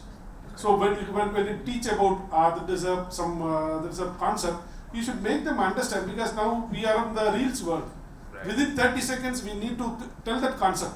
If you are not telling you the concept within 30 seconds, you will be slowed down. So that's a change in the perception of the students now. True. Now, if you go to the conventional teaching and taking the board and there's a chalk and you are explaining the concept, this will there's a go out of the class. So this a more emphasis should be given for the lifelong learning by there's a updating. That is we need that we are having a cell phones. We are updating our cell phone. We are updating the software then and there, but the updation in the faculty that is missing. That they should do it, and the lifelong learning should be a passion. The person will update only when he love to do that job. Right. When he start, because in the first there is a question I told that the students who are taking that course without any knowledge, they are taking the subject without any knowledge. Great point. And they are coming into that how they are lifelong learning. Correct. So, sir, in defense of people who are very confused for a long time, not every student has clarity at the stage when they reach a university, which is fair, right? Like, I mean, some students have that clarity, some don't, right? Now, my point is, like, let's say, like you said, a lot of students take up a course, they have no idea what they're doing, parents are pressurizing them, peers are pressurizing them, they take up the course. and middle of the course they realize that this is not what I want to do. What is the solution for this, sir? Yeah, that's one. That's one. Yeah. That No, I know NEP is coming up with a lot more lot of flexible things, but I'm sure it's a long road to kind of get there. But what is it? Is there an immediate solution? I strongly feel Right. that we teachers should not say anything about the lifelong learning. We should not say anything of the lifelong learning. Only one point we should say to the students is that skilling, reskilling and upskilling is the mantra of yours. That students, when they pass out, they themselves will be skilled because we teachers are not that skilled to skill them further. So during the years, whatever we are teaching, okay. Once they pass out, we should give them only one mantra. What is this mantra? That yes, lifelong learning is the mantra, skilling, upskilling, reskilling of the mantra, and you should do accordingly. We teachers should not intervene with their feeling. That is, my feeling is that our knowledge in the upskilling is obsolete. I accept. Okay, so I have a point. Yes. The question is about how institutions can foster lifelong learning. Right. Make use of the technology. At SRM, I told you that we have an LMS and it's artificial intelligence enabled. Okay. So whatever concepts that is being taught, okay, the videos are available, content is available, and it is also connected with the Google. Since it is artificial intelligence enabled, he can go through the content in any regional language that he wants. Wow. And he can connect it to the videos also in the YouTube. Right. That will show him the practical thing that is happening. So the understanding will become easier. In that way, he is able to equip himself with the knowledge. Number two, we keep on siphoning lot of programs, technical content into it, which he can use it anytime in his. So just to add to this, like in the sense the point that I was making earlier, where if a student middle of the course, a lot of people are confused, middle of the course suddenly feels like this is not for me. Can this platform help them like learn stuff from other departments? Yes. Okay. That is what I wanted. Yes. That's also in any See, mechanical engineering student can learn. Okay, can learn artificial intelligence. Right. Can learn IoT, can learn Python. Got it. And apply for the jobs in IT sector also. Got it. So it's important to have like a centralized platform which students can use, like even if their interest lies elsewhere. I mean, this point drives very personally for me because my nephew went through this. He was a electrical engineer and now he's a full stack developer. His institute has no role. I have computer science engineering students who are good musicians. We encourage them. Right. Okay. Yeah. So that is the called as a minus. Right. So we allow the students to take other department subject on his own interest. Right. So every universities and institution are having that provision. Right. But over and above that, the studying of engineering itself, it should be a passion. Right. He should love it. Right. Unless after loving only that extra thing and whatever the forces that we are giving, it will be useful for that.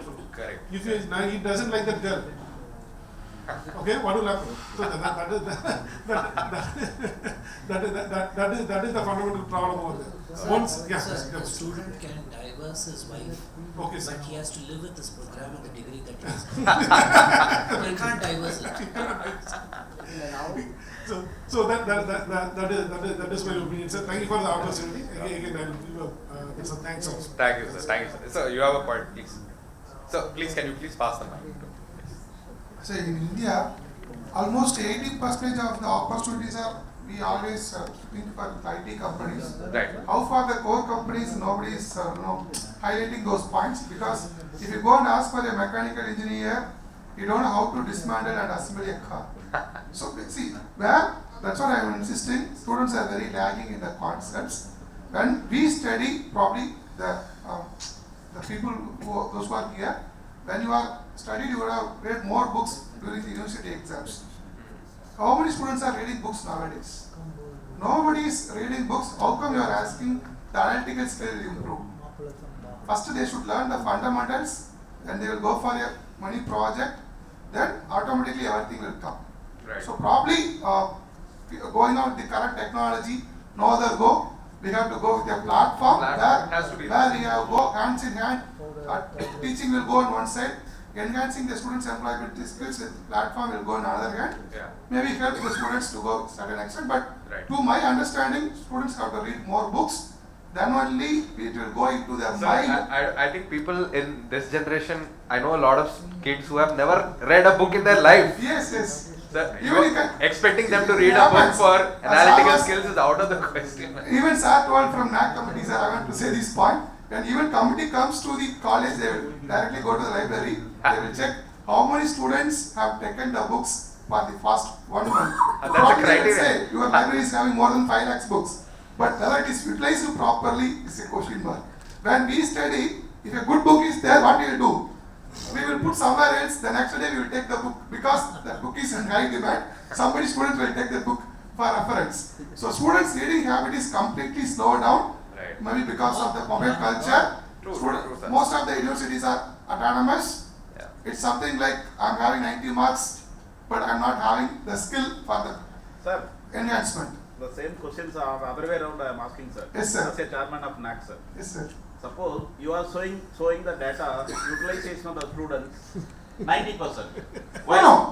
No. See, you are showing the data utilization of library as 90%. No, it may be with other college. No. but in our college, Sir, you are saying whatever- 80%. Wait, let them. At least you are showing 80%. Until otherwise you are not getting A++. I will assure 100%. Okay, at least 80%. I'll reply to this question. Yes, sir. I'll reply.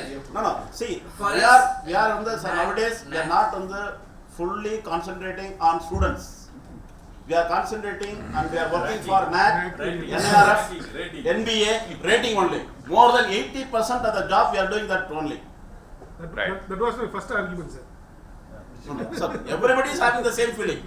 Here, Yes, madam. Yeah. Yes, sir. Fully agree with I know. that. We for agree, NAC, sir. Maran sir, let me complete. For NAC and other regulatory bodies, library means it is not only physical books, it is also the e-resources. Right. My app has got e-books into it, Got it. which are authored by experts in that particular domain. Which will They not be hold- accounted, sir. Huh? It will not be accounted for NAC. No, e-resources are accounted, sir. No, Sir, ACT one more asks point I for will tell you, sir. EBSCO and every other thing. Sir, I am having a book, two books, sir. One is material What science, percentage? another one is engineering physics. More than 30 to 40% of the universities in India, it is recommended as a textbook, including Anna University, for 2-3 times. Those days, more than 1 lakh book, so total sales. I used to get a lot of priority. But nowadays, only 10,000 book or 15,000 book. So this is the status. Yeah, this is status. No, sir. Then why is central government coming out with national library subscription? Please reply to this question, Mr. Maran. Sir, I think they are doing n number of positive aspect. But how many of you are rightly using that positive aspect?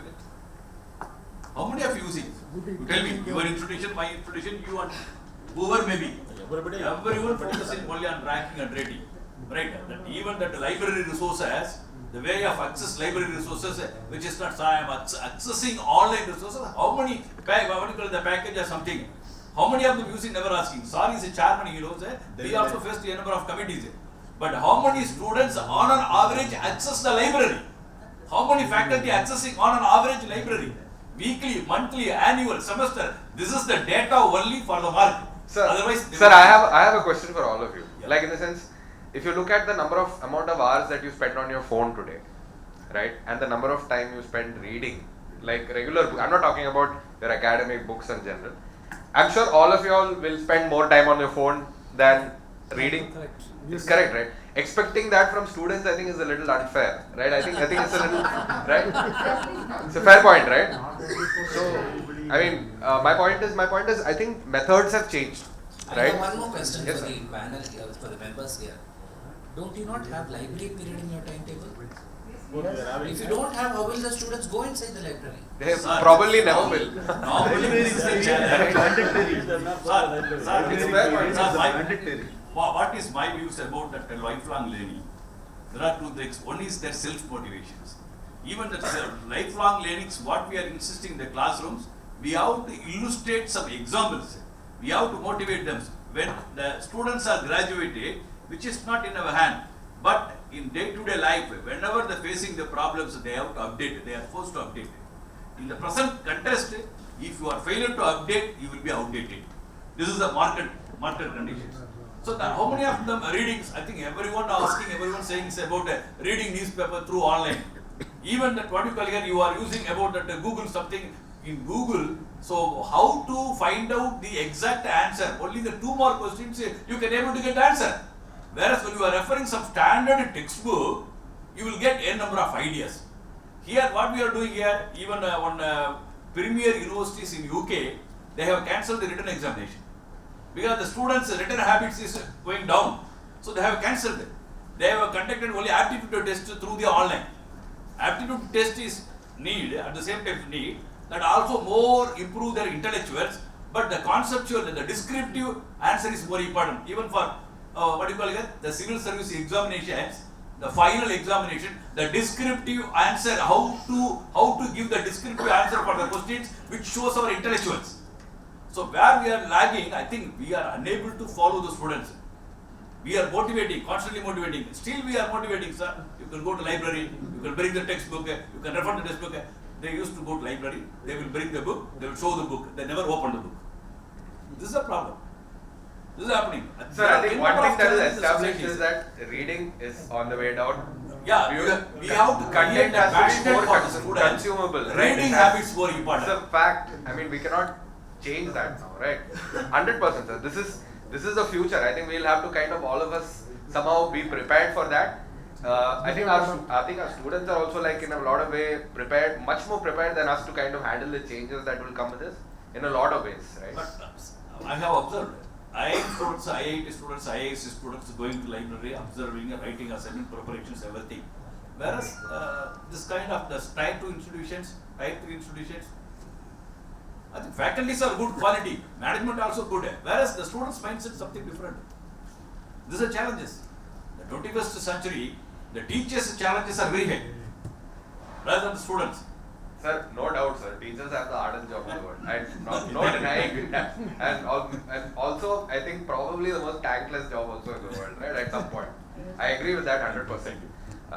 But I think what we are saying is that I think there has to be a platform where every student can use the college resources also to excel. Right? I think that is the underlying factor that we've all been talking about. Some very interesting points also came up, and I think the future of how the future of education is going to look like. I think everybody has their own points of view, and I think everybody brought in a lot of interesting points. I think the debate part of this is over. I think we have covered a few things, but just wanted to just quickly touch upon what LinkedIn is doing from a skilling standpoint. Right? I'm sure. Any of you here has a LinkedIn premium license? Anyone here? Ma'am has one. Anyone else? So you would have probably used LinkedIn Learning at some point, or you would have heard of it. Students would have been doing some courses on it. So just wanted to kind of touch upon this particular slide, right? I think which again talking about the journey of a student, but from a skilling standpoint, right? Like and at every step, I think LinkedIn is also kind of with the student, kind of trying to help them get to their dream opportunity, right? Now, once they get accepted into the university, they're earning courses through the LinkedIn Learning platform, and getting credits in certain cases. They're exploring their internship opportunities through LinkedIn again, right? The platform is providing that opportunity to kind of directly reach out to hiring managers, get connected with them, get connected to the opportunity, right? Also connect with your peers, like people who are kind of doing the same thing that you are doing, same industry, similar position that you are in, right? And connect with them to kind of understand what they are also doing, right? All of that kind of comes in to the platform. And understanding the in-demand skills, this is again through the insights tool where LinkedIn gives you that back-end information as to what organizations are looking for. And then of course connecting with alumni and prospective employers in the desired field, right? This is a very important factor, plays a major role in whether you will land up in that job or not. And then of course invest in your professional brand, which is again on the LinkedIn platform, where recruiters are coming to hire you. and then to land your job, right? So this is a very simple way in which LinkedIn is kind of journey is along with the student through that journey. Just to give you a quick idea as to what is LinkedIn Learning. So by the way, just to give you an idea, LinkedIn Learning is the only learning platform in the world today which is also in the recruitment business, right? LinkedIn's primary business is recruitment. All the skills information that is coming in from the recruitment business is being converted into courses with industry experts themselves, right? So for example, if you take a course on Python, you will have somebody who's worked in Google for 10 years, Microsoft, Director of Product Management at Microsoft, right? These are the kind of people who are coming in and creating these courses for the students. The idea is to not replicate what is being taught in your classroom. We're talking about creating courses for in-demand skills that can largely improve the employability of your students.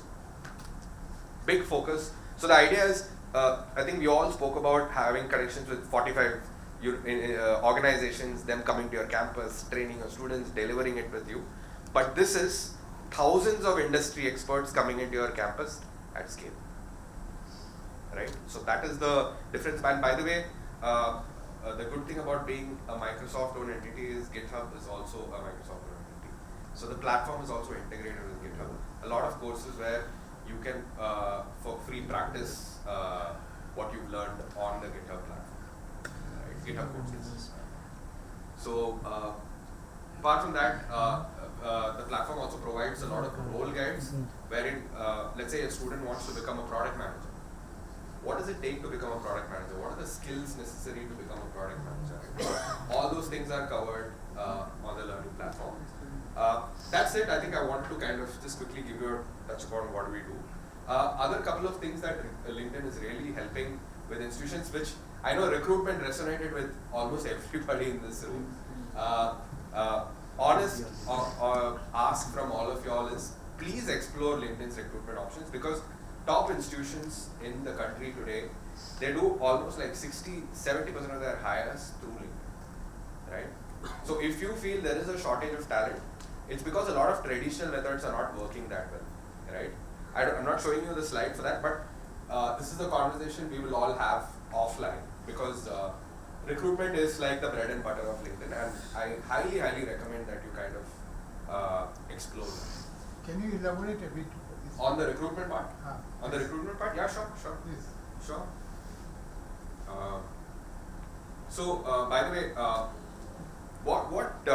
so there are almost like 10 lakh plus faculty who are there on the LinkedIn platform, and there are two ways to kind of actively reach out to them, right? One is where you actively headhunt faculty, and headhunting comes into play when you're hiring senior people, right? You will not generally see a very senior person applying for jobs, right? A lot of things are at stake. Nobody wants to be seen as actively looking for a change. These people prefer to be headhunted. So we're giving you access to the 135 million people in India, or the billion people in the world, depending on what your priorities are, right? Just to give you an example, I think there are some prominent campuses in Chennai who use the tool to hire faculty from outside the country, right? So because LinkedIn is the only platform where you can hire people from anywhere in the world, right? Because we have our presence all across.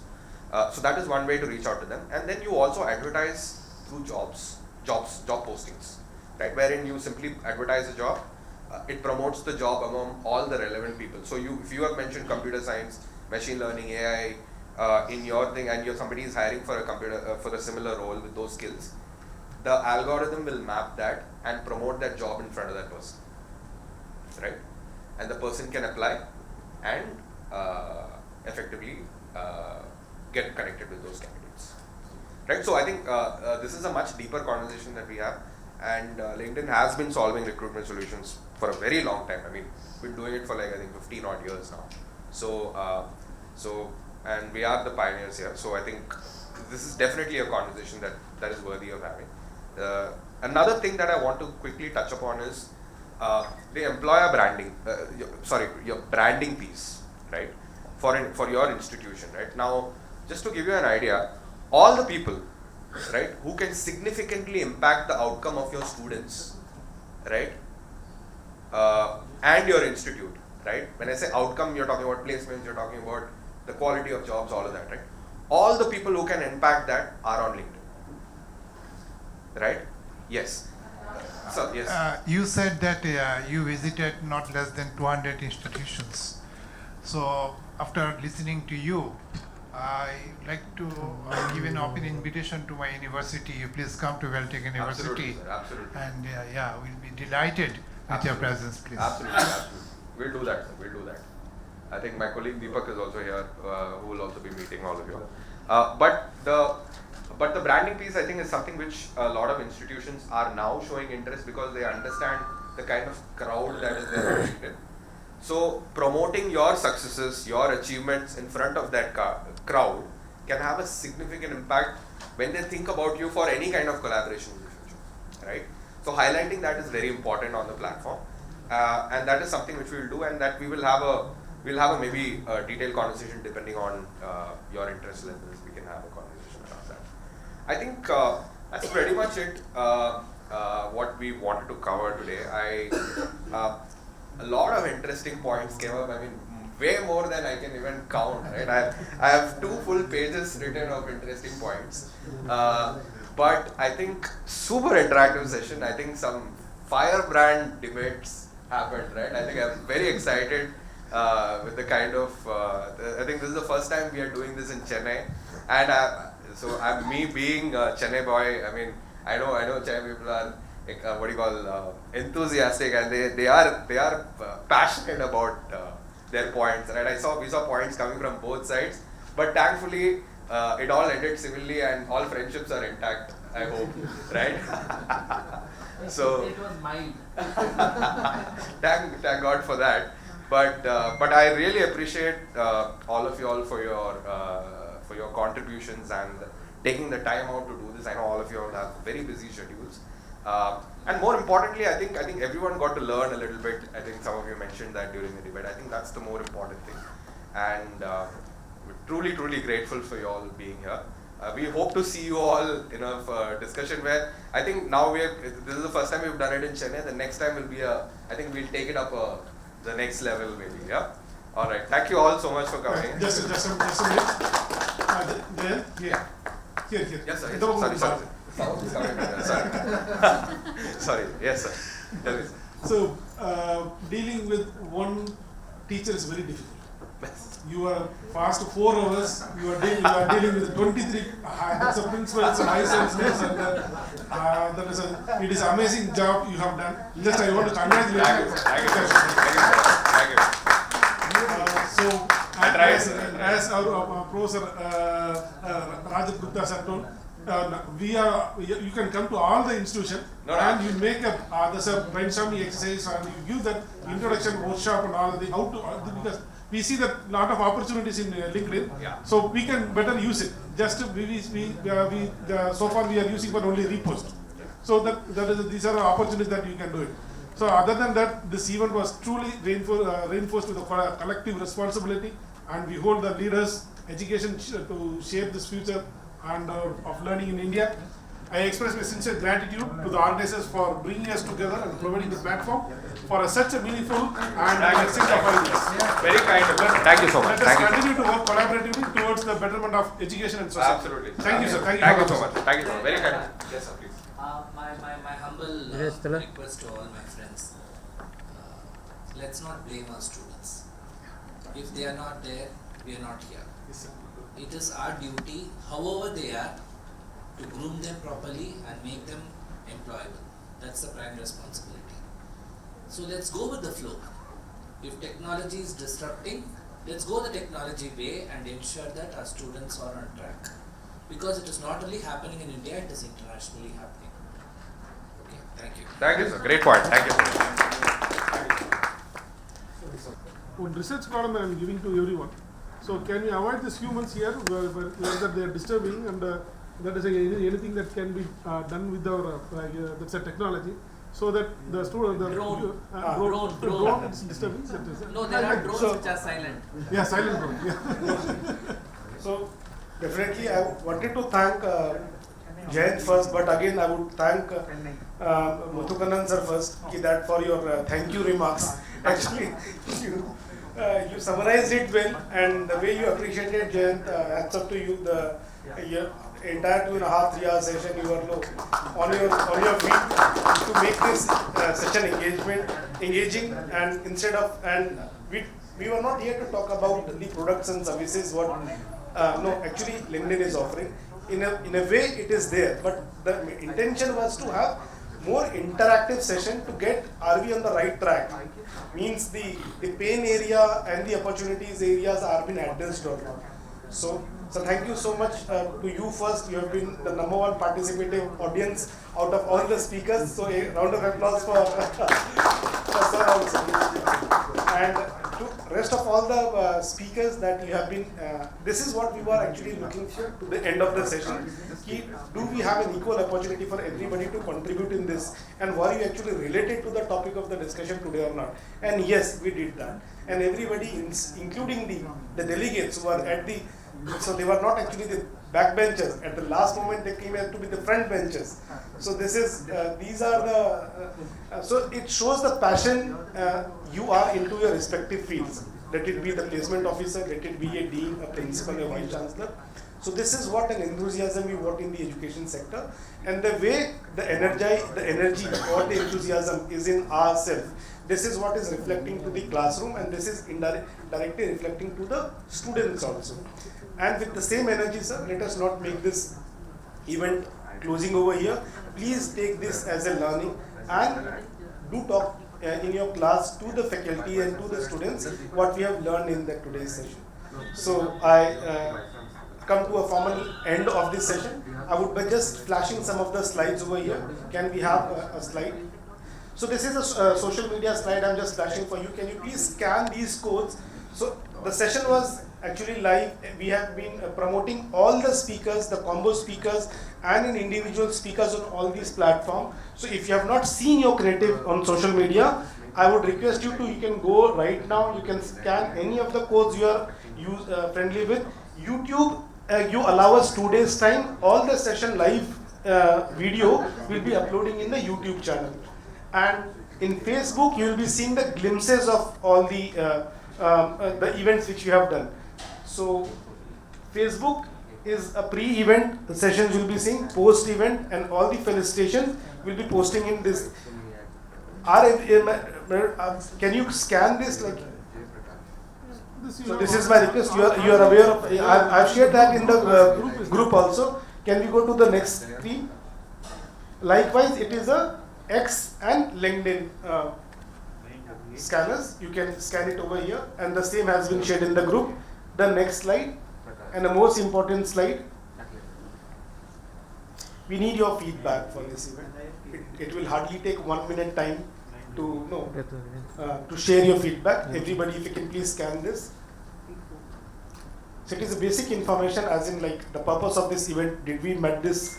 The purpose, any changes or any improvement do you want in the sessions to be, and any of the interesting topic which you can relate to, you want us to organize that for you in your city.